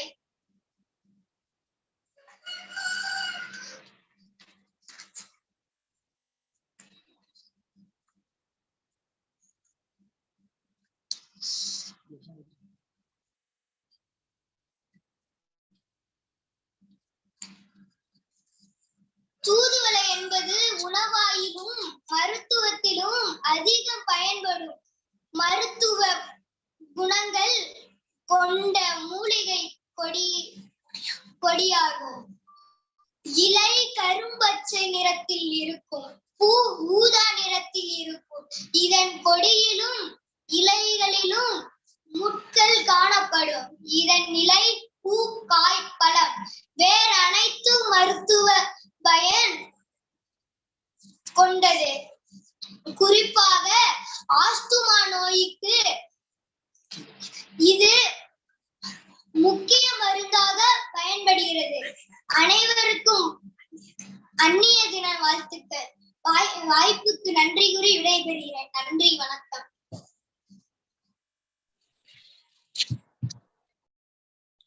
சாமுவேல் அருமையா சொல்லிட்டாங்க. சேது, எங்களுக்கு கீரை வகைகளோ எங்களுக்கு செடி கொடி எல்லாம் வச்சு நாங்க காமிக்க வேண்டிய அவசியம் இல்ல. எங்களுக்கு வாயிலே நாங்க எல்லாம் சொல்லி முடிச்சிருவோம் அப்படின்ட்டு சாமுவேலும் தைரியாவும் பாத்தீங்களா சேது? அருமை இல்ல? சூப்பரா இருந்தது, நல்லா இருந்தது. கடைசியில அந்த தூதுவளை இலைய காமிச்சாங்க. தூதுவளை இலையோட இந்த மூலிகை தன்மைகள், அந்த இலையோட அந்த தூதுவளை அந்த சளி இருமலுக்கு அந்த ரசம் வச்சு சூப்பு வச்சு குடிச்சா நல்லா. அப்புறம் அவங்க ஒண்ணு சொன்னாங்க பாரு, 10 மிளகு இருந்தா போதும், பகையாளி வீட்டுல கூட சாப்பிடலாமா. அதான் அதுக்கு என்னன்னா, அந்த மிளகுக்கு அவ்வளவு ஒரு மருத்துவத்தன்மை இருக்குது. அந்த பழமொழிக்கு உண்டான விளக்கங்கள் தான். இப்போ நாட்டுப்புற மருத்துவத்துல தொடர்ந்து நம்ம சிவகாமி அம்மால தொடங்கி நம்ம சாமுவேல் வரைக்குமே அருமையா முடிச்சிருக்காங்க. நாட்டுப்புற மருத்துவம் சிறப்பாக முடிச்சிருக்குது. அனைவருக்கும் வாழ்த்துக்களும் பாராட்டுகளும். 5 நபர்கள் பேசி இருக்கிறீர்கள். அனைவரும் கண்டிப்பா மனம் நிறைந்த பாராட்டுகள். தாரணி, ஏதோ இப்ப 5 பேரும் பேசியிருக்காங்க. அப்போ முத்தா இருந்துச்சு இல்லையா ஒவ்வொரு வார்த்தைகளும் பார்க்கும்போது? ரொம்ப அருமையா பேசினாங்க. நம்பிக்கை அப்படின்னா நாட்டு மருத்துவம், நாட்டு மருத்துவம்னா நம்பிக்கை. என்ன நம்ம பண்றோமோ அது நமக்கு பிடிச்சிருக்கோ பிடிக்கலையோ அதை நம்ம ஒரு நம்பிக்கையா பண்ணணும் அப்படின்னா அது நிச்சயமா நடக்குமா. அதுதான் நாட்டுப்புற மருத்துவத்துக்கே உரிய ஒரு சிறப்பு அப்படின்னு சொல்றாங்க. அதான் ஏன் கையில வெண்ணெய் வச்சுட்டு ஏன் நெய் கலவைங்கிற மாதிரி வீட்லயே இவ்வளவு மருத்துவ பொருள் வச்சுட்டு எதுக்கு நம்ம ஆஸ்பத்திரி போகணும் அப்படிங்கறதுக்காகவே இன்னைக்கு பேசினவங்க எல்லாருமே ரொம்ப சிறப்பா பேசினாங்க. அதாவது நம்ம கிட்ட இருக்கிற பொருளே போதும் நம்ம நோய்களை நிவர்த்தி செய்யறதுக்கு. சிறப்பா விடவும் நம்ம வாழ்க்கைக்கு என்ன தேவையோ அதை எடுத்து கூறியிருக்கணும். பேசியிருக்கதை அப்பாற்பட்டு இந்த டிப்ஸ் எல்லாமே நம்ம இன்னைக்கு உபயோகப்படுத்தலாம். அந்த அளவு ரொம்ப எளிமையா எல்லாருக்கும் புரியுற மாதிரி ரொம்ப அழகா சொல்லியிருக்காங்க. அனைவருக்கும் வாழ்த்துக்கள். இப்பொழுது இந்த களம் நிறைவடைகிறது.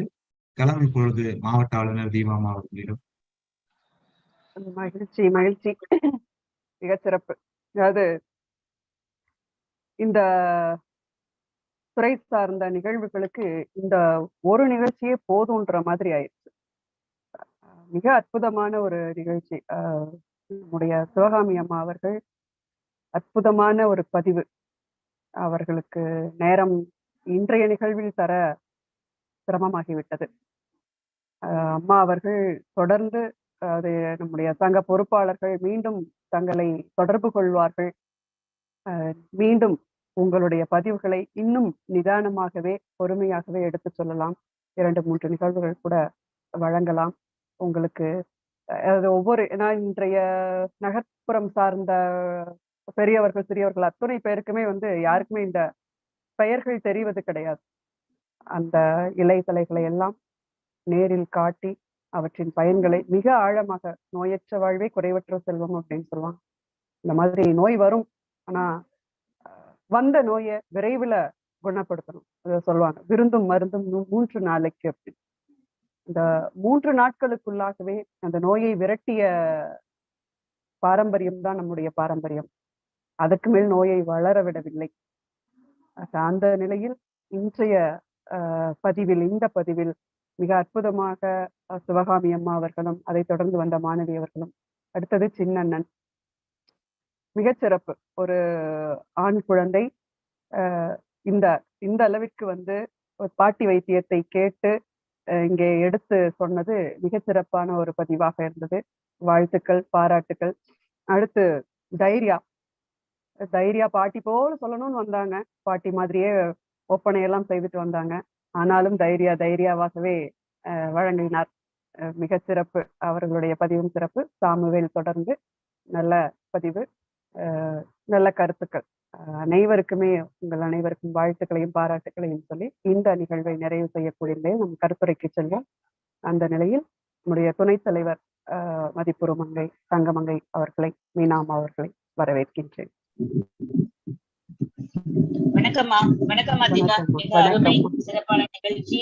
எல்லாருக்கும் தேவையான ஒன்று.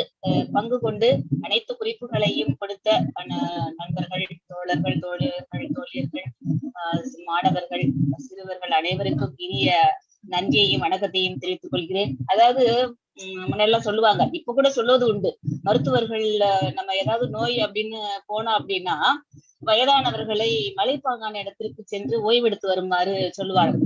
ஏன் அப்படின்னா அங்குதான் காற்று, நீர், மண் இதெல்லாம் மாசற்ற நிலையிலே கிடைக்கும் அப்படிங்கிற ஒரு பெரிய ஒரு திடமான நம்பிக்கையை குறித்துதான் ஓய்வெடுக்க அங்கு செல்ல சொல்வார்கள். அதே ஒரு அந்த ஒரு சுகம், அந்த ஒரு உணர்வு இந்த நிகழ்விலே இங்கு கிடைத்தது. ஏன்னா எல்லாரும் சின்ன பாட்டிகள் ஆயிட்டாங்க, சின்ன அண்ணன் பெரிய அண்ணன் ஆயிட்டாங்க. அந்த அளவிற்கு அவங்க, அதுவும் அவங்க வீட்டுல இப்ப நமக்கு இந்த நாட்டு குறிப்புகள், இலை மருத்துவ வைத்தியம், அந்த மருத்துவங்கள் வராததற்கு, கடத்தாததுக்கு காரணம் நம்முடைய தலைமுறைகள் இளைய தலைமுறைகளுக்கு அதை விட்டு செல்லவில்லை, கற்றுக்கொள்ளவில்லை, கொடுக்கவில்லை அப்படிங்கிற ஒரு குறை இருந்துகிட்டேதான் இருக்கு. அதை மிக அருமையாக இது என்னுடைய பாட்டி எங்க வீட்டுல எல்லாமே வளர்த்து வர்றாங்க சொன்னாங்க. அதை நாங்கள் இன்றும் பின்பற்றி வருகிறோம் அப்படின்னு கேட்கும் போது ரொம்ப அருமையா இருக்கு. நம்ம எடுத்துக்க மாட்டோம், பச்சை இலையா அப்படின்னு கசப்பா ஓடியே போயிரும், சிச்சி அப்படிங்கிறது மாதிரி. அதை ஏத்துக்க குடிக்கிறதுக்கு அதெல்லாம் ரொம்ப சிரமமா தான் நம்ம இன்றளவும் அதை நினைக்கிறோம். அதை இங்கு சிறு பிள்ளைகள் சொன்னது அவ்வளவு, அதாவது பெரியவர்களுக்கு சிறியவர்கள் சொன்ன அறிவுரையாக நாம எடுத்துக்கணும். இவங்க மூலமா நமக்கு இந்த ஒரு விழிப்புணர்வை கொடுக்கிறது. அப்படி எல்லாருமே முனைவர்களாக, கல்லூரி ஆசிரியர்கள் எல்லாம் இங்கு நிகழ்விலே கலந்து கொண்டது மற்றற்ற மகிழ்ச்சி, மிக சிறப்பு. நம்ம கடத்த வேண்டும், நம்முடைய தலைமுறைகளுக்கு நாமும் பின்பற்ற வேண்டும். இந்த நிகழ்ச்சி அதை சிறப்பாக செய்யும்.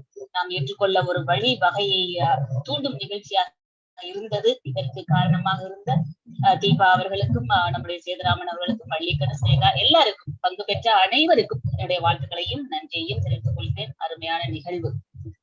நன்றி நன்றி பாராட்டி மிகச்சிறப்பு அம்மா.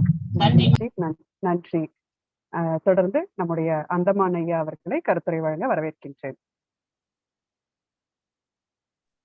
ஐயா, மிக சிறப்பான நிகழ்ச்சி. எப்படி துணைத் தலைவர் சொன்னது போல தலைப்பு என்னவோ பாட்டி வைத்தியம், ஆனால் பாட்டிமார்கள் வரல, சகோதரிகள் வந்தாங்க, மகள்கள் வந்தாங்க, பேத்திகளும் பேரன்களும் கூட சொல்லிட்டு போனாங்க எப்படி எல்லாம் இருக்கணும் அப்படின்ட்டு. ஆனா இன்றைய தலைமுறை எதை நம்புவாங்க அப்படின்னா, ஏதாவது ஒரு யூடியூப்ல எங்கேயாவது போட்டிருக்கணும், அப்பதான் நம்புவாங்க. இல்லாட்டி மத்த இதெல்லாம் நம்புறதுக்கு அவங்களுக்கு இது வராது. ஏன்னா அது மாடர்ன், எல்லாமே மாடர்னைஸ்டா இருக்கிறவங்க, ஒரு நவீன யுகத்துல இருக்கிறவங்க. அப்ப இந்த நிகழ்ச்சி முழுக்க முழுக்க யூடியூப்லயும் போறதுனால இனி அடுத்த யாருக்காவது ஏதாவது ஒரு பிரச்சனை அப்படின்னு வர்றப்ப நிச்சயமா இது தாய்ப்பால் சுரக்கணுமா, அல்லது குழந்தைகளுக்கு வயிற்று வலி வருதா, நமக்கு ஏதாவது வயிற்று வலி வருதா, ஏதாவது ஒரு சிக்கல் வந்தா என்ன செய்யலாம், எதற்கு பதிலாக எதை பயன்படுத்தலாம் அப்படின்றது ரொம்ப துல்லிய விவரமா சொன்னாங்க. நம்ம குறிப்பு தான் எடுத்து வைக்கணும் அப்படின்னு தான் நினைச்சிட்டு இருந்தோம். இனிமேல் தொடர்ந்து இதை மறுபடியும் பார்த்து எந்த இதுக்கு எதை செய்யணும் அப்படின்றத சொல்லிக்கணும்னு நினைக்கிறேன். இது தமிழர்களுக்கே உரித்தான ஒரு செய்தியா தான் நான் கருதுறேன். ஏன்னா ஒரு இலங்கை மக்கள் எந்த விதமான ஒரு ஒரு பகுதியுடைய தொடர்பு இல்லாமலேயே இருந்தார்களாம். அப்ப அவங்களுக்கு பல் துலக்குவதற்கு பேஸ்ட் கூட கிடையாது. அப்ப பல் எப்படி துலக்குனாங்க, எப்படி அவர்களுடைய உடல் உபாதைகளை எப்படி சமாளிச்சாங்க அப்படின்னா, இயற்கையோடவே வாழ்ந்து பழக்கப்பட்டவர்களா இருந்தாங்க. ஒரு பல வருடங்களாக தனிமைப்பட்டு இருந்தவர்கள். அவர்களால் கூட சமாளிக்க முடியும்னா இந்த மாதிரியான பாட்டிய வைத்தியம் தான் சமாளிக்க முடியுது. இப்ப இன்னைக்கு சொல்லிக்கிட்டே இருப்பவே ஒரு மிளகுதான் எல்லா இடத்துலயுமே உச்சமாப்பட்டது. இப்ப நான் நினைச்சேன், ஆஹா இவ்வளவு தூரம் மிளகை பத்தி சொல்றாங்க, நம்மளும் ஒரு மிளகை பத்தி சொல்லாம அப்படின்னு வீட்டு அம்மனிட்ட மிளகு போடுங்க அப்படின்னு. இல்ல நீங்களே போடுங்க அப்படின்ட்டாங்க. அப்ப உடனடியா சமையல்லையே இறங்கி நிகழ்ச்சியோட கேட்டுக்கிட்டே இருந்தப்ப ஒரு மிளகு மட்டுமே போட்டு சமையல் செய்யலாமே அப்படின்றது முட்டை பொரியல்ல ஒரு இது காரமா எதையாவது மிளகாய் சேர்ப்பதற்கு பதிலாக மிளகு சேர்த்து பயன்படுத்த ஆரம்பிச்சேன். இது ஒரு நிகழ்ச்சியோடைய வெற்றி தான் அப்படின்னு நான் சொல்றேன்னு நினைக்கிறேன். திரும்ப மீண்டும் மீண்டும் இதே நிகழ்ச்சியை அனைவரும், இது ஒரு பாட்டி வைத்தியம் அப்படின்றது காலம் கடந்து போனதில்லை, இனி காலம் காலமாக நிற்கக்கூடிய நிகழ்ச்சி. எல்லாருடைய மனதிலையும் சரி உடலிலையும் சரி நல்ல உடல் ஆரோக்கியத்தோட இருக்கிறதுக்கான ஒரு செம்மையான நிகழ்ச்சி, மிக சிறப்பான நிகழ்ச்சி. வாழ்த்துக்கள். தொடர்ந்து மகிழ்ச்சி ஐயா, மிக சிறப்பு ஐயா. நமக்கு ஒரு டெமோவே காட்டிட்டாங்க. இல்ல நீங்க சொல்றதோட நிறுத்துறீங்க, நாங்க செஞ்சே காட்டுறோம்னு சொல்லிட்டு காட்டினாங்க. மிக சிறப்பு, வாழ்த்துக்கள், மகிழ்ச்சி. தொடர்ந்து வேற யாரும்? நன்றி. தற்போது இந்த நிகழ்வினை நிறைவு செய்யக்கூடிய நிலையில் நிறுவனர் அவர்களை வரவேற்கின்றேன்.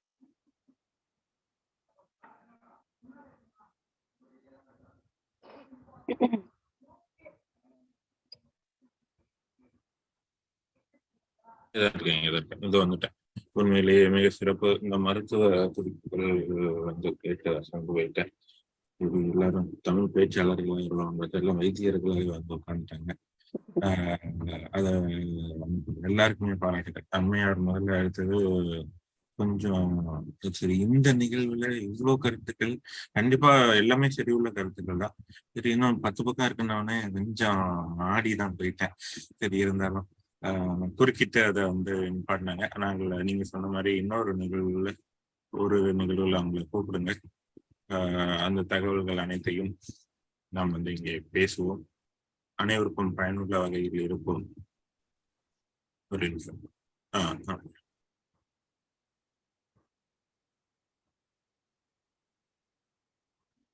பேசிய ஒவ்வொருவருமே நிறைய விஷயங்களை பேசினாங்க. அசந்துதான் போயிட்டேன். இந்த குறிப்புகள்லாம் வச்சுட்டு இதை வைத்து நம்ம நிறைய செய்யலாம், ஆய்வுகளே செய்யலாம். அதாவது நம்மளுடைய தமிழால் இணைவும் பல்கலைக்கழகத்தோடைய பட்டயங்கள்ல நம் மருத்துவத்தையும் நாட்டு மருத்துவத்தை, அதாவது தமிழ் வழி மருத்துவத்தையும் நாம் சேர்க்கிறோம் அப்படின்றது வந்து முன்னாடி இருந்ததை நான் முறைப்படி சொல்லலை. அதை இங்கே நான் சொல்லிக் கொள்கிறேன் என்பதை சொல்லி மீண்டும் பேசிய ஒவ்வொருவருக்கும் வாழ்த்துக்களை, பாராட்டுக்களை சொல்லி இதை மிக சிறப்பாக அந்த 3 பேரும் ஒருத்தருக்கு பந்த தூக்கி போட்டு அடிச்சுக்கிறாங்க. மூவருக்கும் 4 பேர் தாரணி இருக்காங்க. 4 பேரும் இருக்காங்க. தாரணி வேற வந்துட்டாங்களா? ஆமா, மகிழ்ச்சி. ஆமா, தாரணி இருக்காங்க. இந்த நிகழ்ச்சியில இருந்து வந்துட்டாங்க அவர்கள். அப்ப நான் 4வர் அணிக்கு வாழ்த்துக்களை சொல்லி, அந்த 4வர் அணிக்கு மேல இருக்கக்கூடிய கூட்டு மாவட்ட ஆளுநர் சேதுமாதன் அவர்களை இவங்க இப்ப மாவட்ட ஆளுநர்ல இருந்து கூட்டு மாவட்ட ஆளுநருக்கு போயிட்டாங்க அப்படின்றத இங்க சொல்லிக்கொண்டு, கூட்டு மாவட்ட ஆளுநர் தீபா அவர்களுக்கு வாழ்த்துக்களை, பாராட்டுக்களை சொல்லி இந்த நிகழ்ச்சியில் கலந்து கொண்ட துணைத் தலைவர் அவர்கள் உட்பட அனைவருக்கும் நன்றியை தெரிவித்து இந்த நிகழ்ச்சியை நிறைவு செய்கிறோம். நன்றி, வணக்கம். நன்றி. நன்றி.